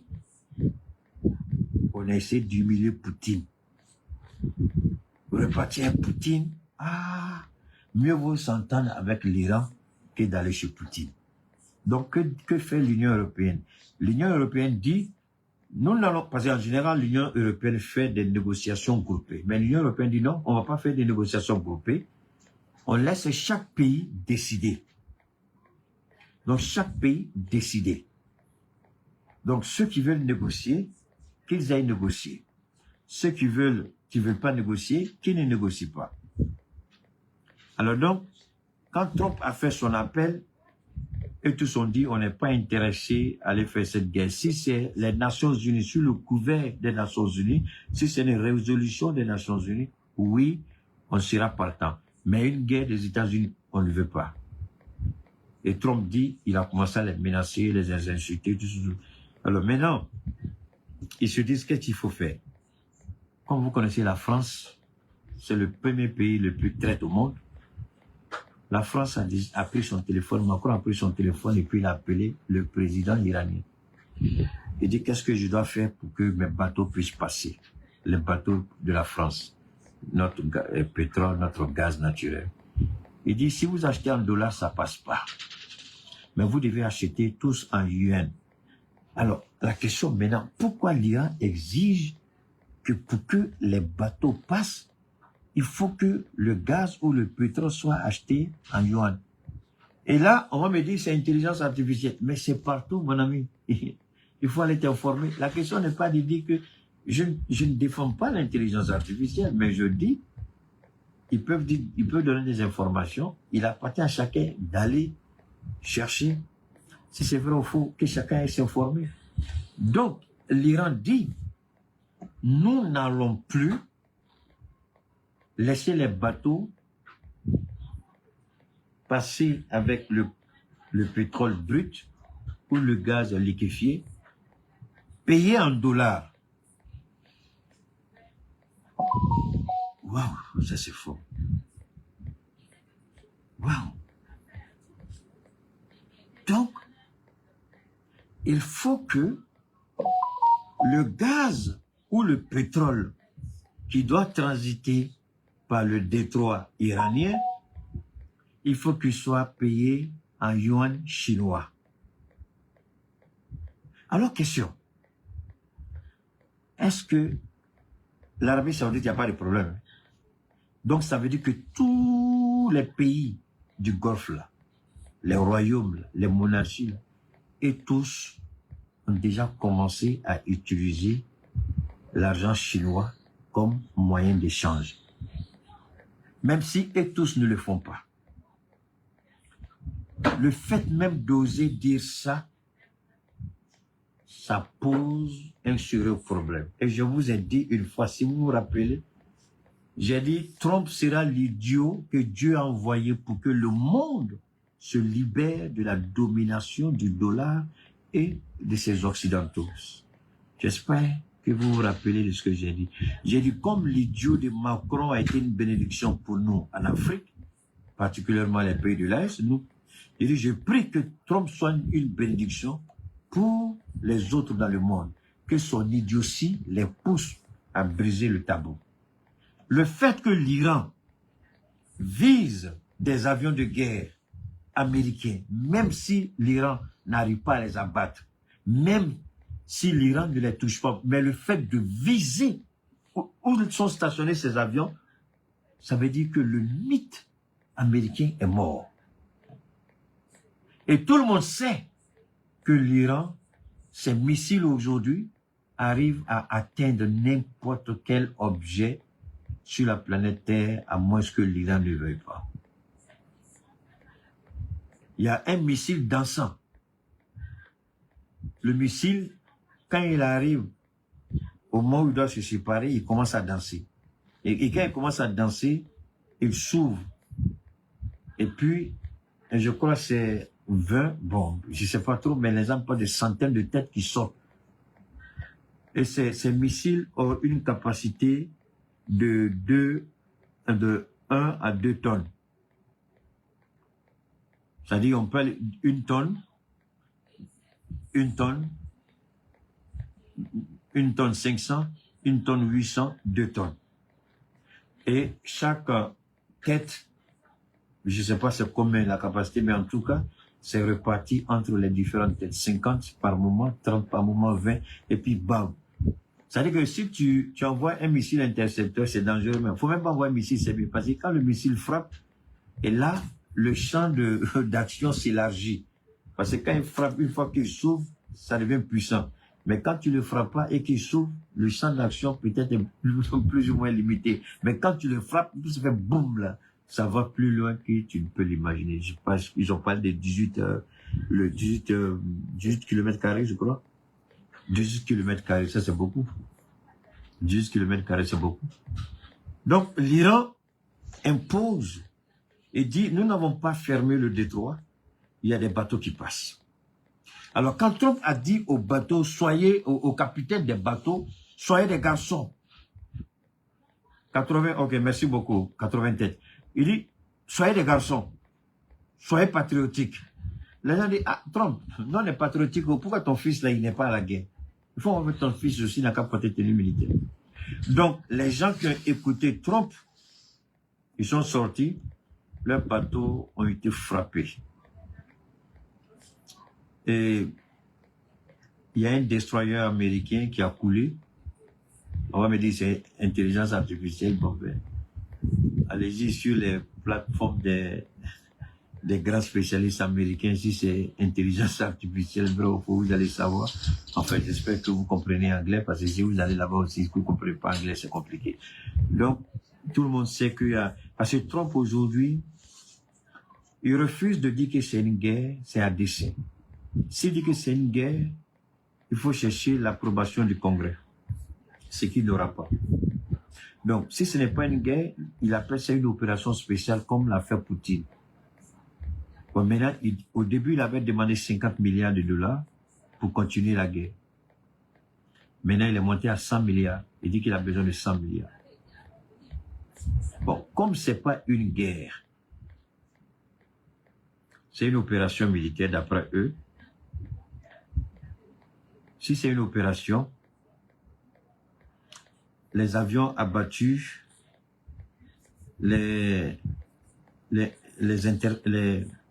radars qui coûtent des milliards, tout ça seront classés secret défense.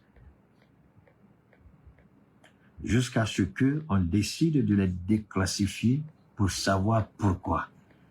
Vous voyez, la gestion de crise dans ces pays-là, quand vous regardez comment ils fonctionnent, pourquoi Trump fait le petit malin? Parce que toutes les informations sont, à part ce que nous on apprend ici, les vraies informations sont classées secret défense.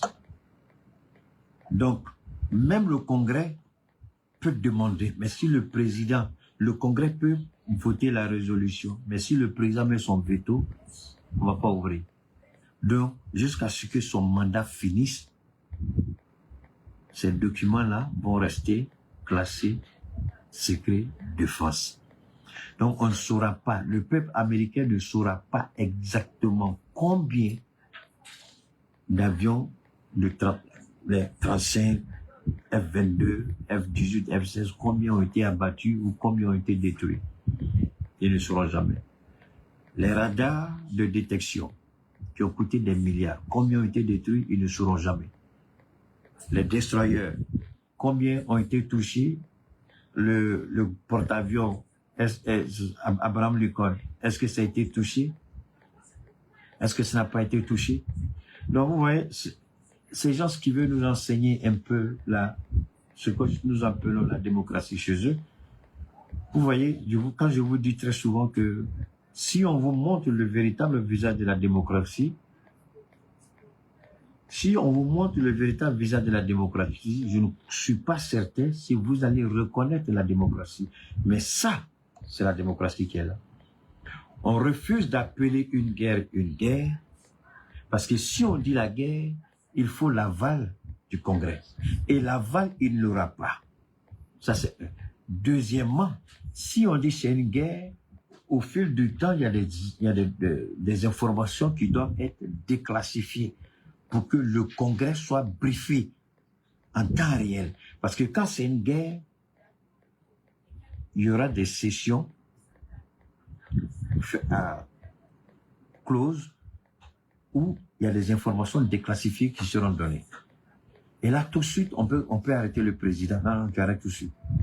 Mais tant que c'est pas une guerre, les documents restent classifiés. Le Congrès n'a pas son mot à dire.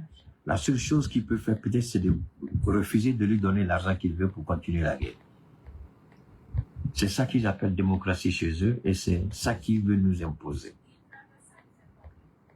Nos États regardent et apprennent.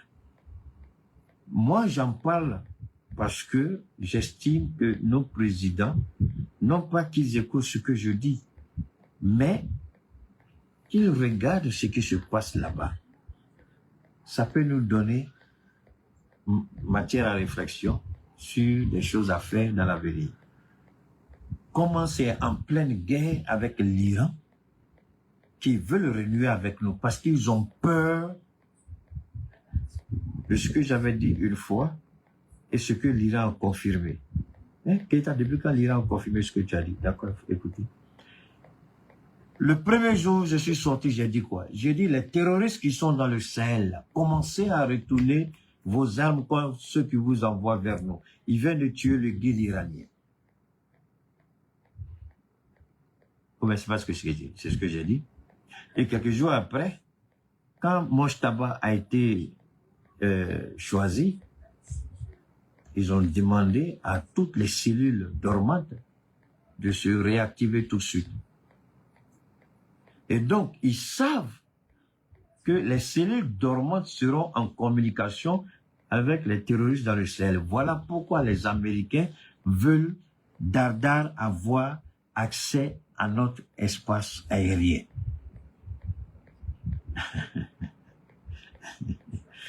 Vous voyez? Ils croient qu'ils sont intelligents. Ils croient que nous ne sommes pas suffisamment intelligents pour comprendre. Les Américains s'en fichent de nous.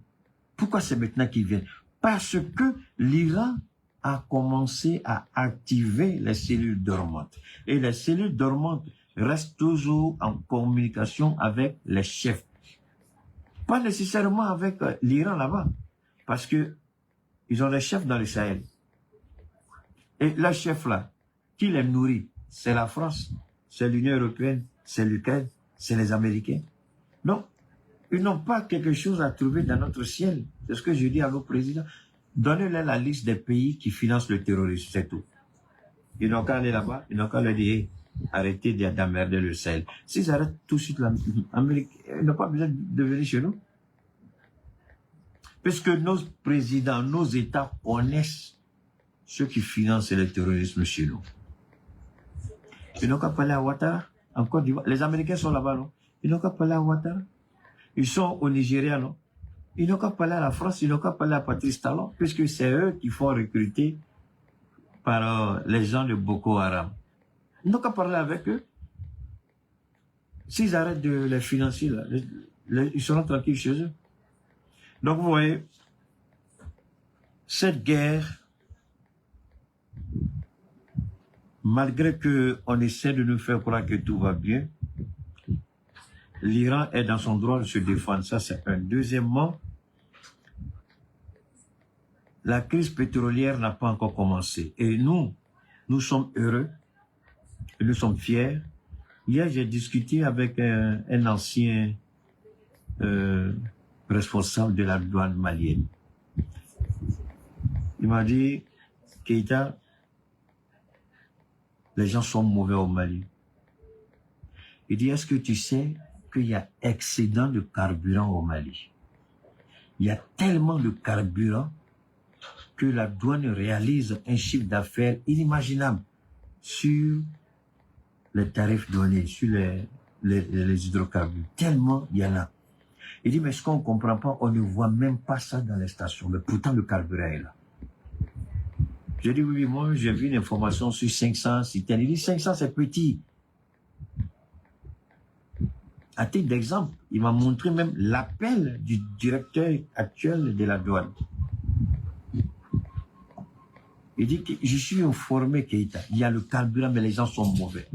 Il dit, vous devez aider le pays, vous devez aider à donner la bonne information. Il dit, mais si je n'ai pas une information, comment je peux la donner? Je dis, si je n'ai pas la bonne information, comment je peux la donner? Moi, j'ai fait des propositions, j'ai dit, j'ai même appris, c'est même hier là même que j'ai appris que non, ça c'est avant-hier. On dit le directeur de l'ERTM, il l'a enlevé. Il dit, hé, on dit, mais qu'est-ce qu'on a enlevé l'ancien directeur de l'ERTM? Il dit, ah! Donc j'ai fait campagne jusqu'à... Le gars est parti. Il dit, ah, d'accord. Ils ont enlevé le directeur de l'ERTM. Il dit, d'accord. Et le nouveau. Il dit, bon, comme je ne sais pas trop, j'espère que le nouveau est bon. Donc, et effectivement, quand j'ai regardé l'actualité, je vois, ils sont allés attraper encore les gens sur des bidons. Et les gens continuent. Moi, je pense que le gouvernement n'est pas dur. C'est-à-dire, un camion qu'on trouve dans une cour en train de décharger le carburant pour qu'on remplisse là, dans les bidons de 20 litres là. Moi, je pense que les gens, ils n'ont qu'à arrêter. C'est-à-dire, il faut frapper dur. Qu'est-ce que je veux dire? C'est-à-dire que, moi, je m'en fous du chauffeur. Le camion doit être saisi et confisqué par l'État du Mali. Je répète, parce que ça là, si le Mali ne sort pas les gros moyens, ils vont pas arrêter. Moi, je pense que le camion est confisqué, même si le chauffeur fuit là. Tant que le chauffeur ne vient pas, et même si le camion doit être restitué, c'est avec une pénalité. Parce que c'est des Maliens qui meurent en protégeant ce carburant. Et moi, je ne connais pas un chauffeur qui prendrait le risque de détourner un camion citerne s'il n'est pas de connivence avec le propriétaire même du camion citerne. Il faut que le Mali tape dur. Il faut frapper dur. Il faut commencer à confisquer tous les camions citernes qui seront pris en flagrant délit d'infraction. Les chauffeurs, minimum 5 ans à 10 ans d'emprisonnement. Et les propriétaires du camion citerne, 40 à 50 millions d'amendes. Parce que s'ils ne font pas ça, ils ne vont pas arrêter. Des gens meurent pour que le carburant arrive. Vous détournez le carburant et vous faites payer le bidon 60 000, 40 000, 30 000. Pourquoi vous faites ça? Mais tous ceux qui font ça, la malédiction, moi j'ai dit cette fois, je répète, l'argent comme ça, là, vous mettez dans votre famille, c'est une famille qui est maudite. Parce que personne et rien de bon ne sortira là-bas. Vous êtes mauvais et vous êtes des criminels.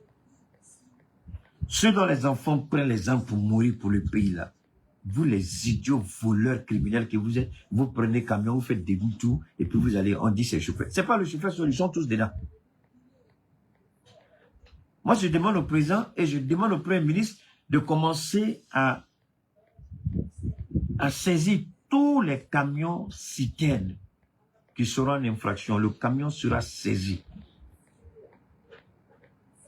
Le chauffeur, 5 à 10 ans d'emprisonnement. Pour la restitution du camion, 50 à 100 millions. Pour que les choses... Parce qu'il faut prendre des décisions pour que ça s'arrête. Mais le camion, le carburant, mais il n'y a même pas de place où il faut arrêter. Bon, moi, et puis, en même temps, on sait, demander aussi au gouvernement de commencer à construire des endroits. Il faut avoir une logistique nationale. Il faut avoir... Parce que tous les pays du monde ont un stock sécuritaire. Au cas où il y a une situation mondiale, au moins, il y a des pays, c'est 90 jours. Il y a des pays, c'est 60 jours. Il y a des pays, c'est 30 jours. Ça dépend des capacités des pays. Mais nous, au Mali, si c'est 0, on n'a rien encore. C'est dangereux.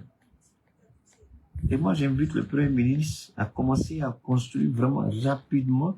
Pourquoi ne pas signer un contrat même? Je l'ai dit la dernière fois, signer un contrat avec le Niger. Pour qu'ils viennent nos choses. L'État du Mali, l'État du Niger, on signe. Ils produisent et puis ils viennent, ils versent la solvant, ils produisent, ils viennent. Maintenant, si les privés prennent avec l'État du Mali, comme le Burkina l'a fait, le Burkina, là, même si les privés envoient, c'est le gouvernement même qui est dedans. Les gens, les privés vont acheter avec nous, le gouvernement fait entrer dans le pays, les privés achètent, et là, le gouvernement sera multimilliardaire. Ça dit que moi, je sais même pas, je sais pas pour... Monsieur le Président, si ma fête, je m'étais. Sinon, quand j'ai parlé, on dit, il attaque les gens. Sinon, pourquoi le gouvernement même ne va pas carburant au privé? L'argent comme ça, la même, sinon on va connaître la pauvreté. Hein? On peut faire. On s'attend avec le Niger et puis, je ne sais pas, bon, j'espère qu'ils sont en train de réfléchir là-dessus. Alors, ce qu'il faut retenir, l'Iran se bat pour sa survie. C'est vrai, il y a beaucoup d'Iraniens qui sont morts. Mais ce que l'Iran a fait subir aux États-Unis, à part le Vietnam et le Japon, en termes de le Vietnam et le Japon, c'est en termes de coûts humains. Mais en termes de coûts matériels, ce que l'Iran, autant pour moi, est en train de faire subir aux Américains, aucun pays au monde ne l'a fait encore. Aucun pays au monde. En termes de coûts matériels. Le Vietnam et le Japon, c'est en termes de coûts humains. Mais en termes de coûts matériels, aucun pays au monde n'a fait ce que l'Iran est en train de faire. Parce que l'Iran a désarticulé, l'Iran a brisé les côtes des Américains dans le Golfe. Ils n'ont aucune puissance encore, une puissance de projection. Aujourd'hui, c'est cette humiliation. Si Trump gagnait cette guerre, je vous jure au nom de Dieu, les Européens allaient tout de suite s'allier à lui. Mais parce qu'ils savent que tout ce que Trump dit, tout est faux. Et ils savent que les Iraniens n'ont pas encore dit leur dernier mot. Et le de toi dormir, tu n'es pas garçon, tu t'approches là-bas, tu vas aller au fond de la mer. Peu importe qui tu es, les Iraniens sont prêts. Mais ceux qui ont la main sur la gâchette là, mais ils sont sous sol, 200-300 mètres, on ne sait même pas où ils sont. Tu peux faire quoi contre quelqu'un comme ça? Il fait sortir des bateaux kamikazes et puis il va faire couler ton truc là. Tu vas faire comment? Des bateaux kamikazes bourrés d'explosifs, il va percuter ton truc, c'est fini, tu vas te retrouver sous terre. Ils ont des mines. Donc, nous, personnellement, nous, on est fiers de ce que l'Iran fait. Et le prix à payer est lourd, c'est vrai. Des Iraniens meurent. Parce qu'il faut que Israël arrête une bonne fois pour toutes. Et aujourd'hui, tellement Israël est désarticulé, le Hezbollah est en train de chicoter Tel Aviv et Jérusalem comme c'est pas permis. Il y a des choses qu'on ne peut pas vous montrer, mais je vous invite à aller vous informer. Tout n'est pas intelligence artificielle. Il y a la vérité dans ce que l'intelligence artificielle dit. Je ne dis pas que tout ce qu'ils disent est vrai, mais je dis qu'il y a la vérité dedans. Et c'est cette vérité-là que chacun doit chercher à savoir. Donc, une fois de plus, merci infiniment. Alors, pour ceux qui sont intéressés, une fois de plus, par rapport à nos produits, comme je l'ai dit en début d'émission, que ce soit le diabète, la drépanocytose, l'arthrose, les gouttes au niveau des femmes, les pertes blanches, la sécheresse, au niveau des hommes, le troisième pied est incapable, il dort, il n'est pas à la hauteur, il n'est pas fort, il est court, il ne performe pas, il ne sait pas tirer pénalty correctement. Le numéro, on va vous le donner tout à l'heure. Vous avez l'hernie discale, vous avez... Voilà, on m'a raconté l'histoire d'une vieille, s'il vous plaît, permettez-moi rapidement. Un mauvais diagnostic a failli tuer la vieille. Je crois que c'est sa fille qui m'a appelé. Je sais qu'elle est connectée parce qu'elle me suit. Mais ça fait mal. Quand j'ai écouté l'histoire de sa maman, j'étais dépassé. J'ai dit, mais c'est pas vrai. Je ne prétends pas pouvoir soigner tout le monde. Mais pour la grâce de Dieu, on a d'excellents résultats. Et je remercie certains docteurs et médecins qui donnent mon contact à leurs patients, situés en Côte d'Ivoire et en France, beaucoup plus en Côte d'Ivoire. Et aussi en France, je crois, oui. Donc, je le dis, je ne suis pas charlatan, je ne suis pas marabout, je ne suis pas guérisseur. On travaille sur les plantes. Et comme j'avais dit, j'allais faire une proposition simple au niveau de la belle ivoirienne, parce que je voudrais que les produits portent un seul nom désormais, la belle ivoirienne. La belle ivoirienne, c'est à 3 niveaux. Il y a la belle ivoirienne préventive, le 12 et le 14 uniquement. Et puis, en fonction des cas de pathologie, il y a la belle ivoirienne, le 12B, le 14B avec le 12S. Ça, c'est des cas vraiment compliqués. Et sinon, le 12, le 14 et le 14B, voilà. Évidemment, en fonction des pathologies, des infections, il y a des produits complémentaires qu'on pourra ajouter sur les combinaisons, c'est-à-dire le traitement complet de la belle ivoirienne. Donc, nous ne fermons pas les portes.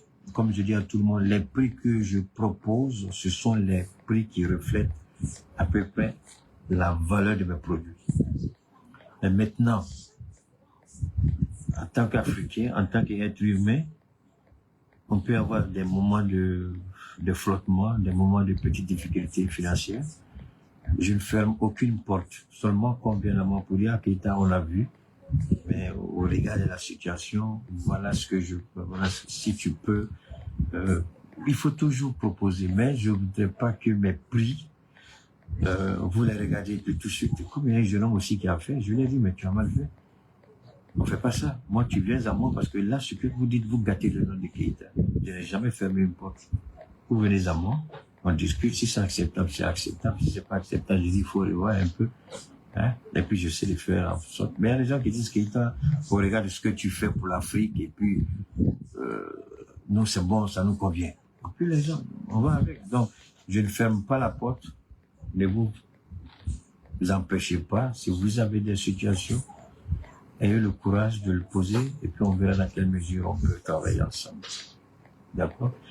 Parce qu'on est tous passés par des moments difficiles. Hein. Dieu dit toujours, rappelez-vous que vous aussi, vous étiez comme ça avant. Donc ne soyez pas très dur avec les gens. Alors donc s'il y a la possibilité d'aider, il n'y a pas de souci. Donc c'est le 223, c'est le 72, 77, 47, 88, 223, 72, 77, 47, 88, une dernière fois, 223, 72, 77, 47, 88. Que ce soit le trompe bouché, que ce soit le cancer métastasé, cancer du sein, cancer du col de l'utérus, hémorroïdes internes ou externes, insuffisance rénale, hypertension ou diabète, tous les types de diabète, tous les types d'hypertension. Hein? Vous prenez le numéro et puis vous nous dites exactement ce dont il est question, d'accord? C'est un numéro WhatsApp, donc vous m'envoyez juste l'information, d'accord? C'est le 223 72 77 47 88. On garde le contact. Merci infiniment à toutes et à tous.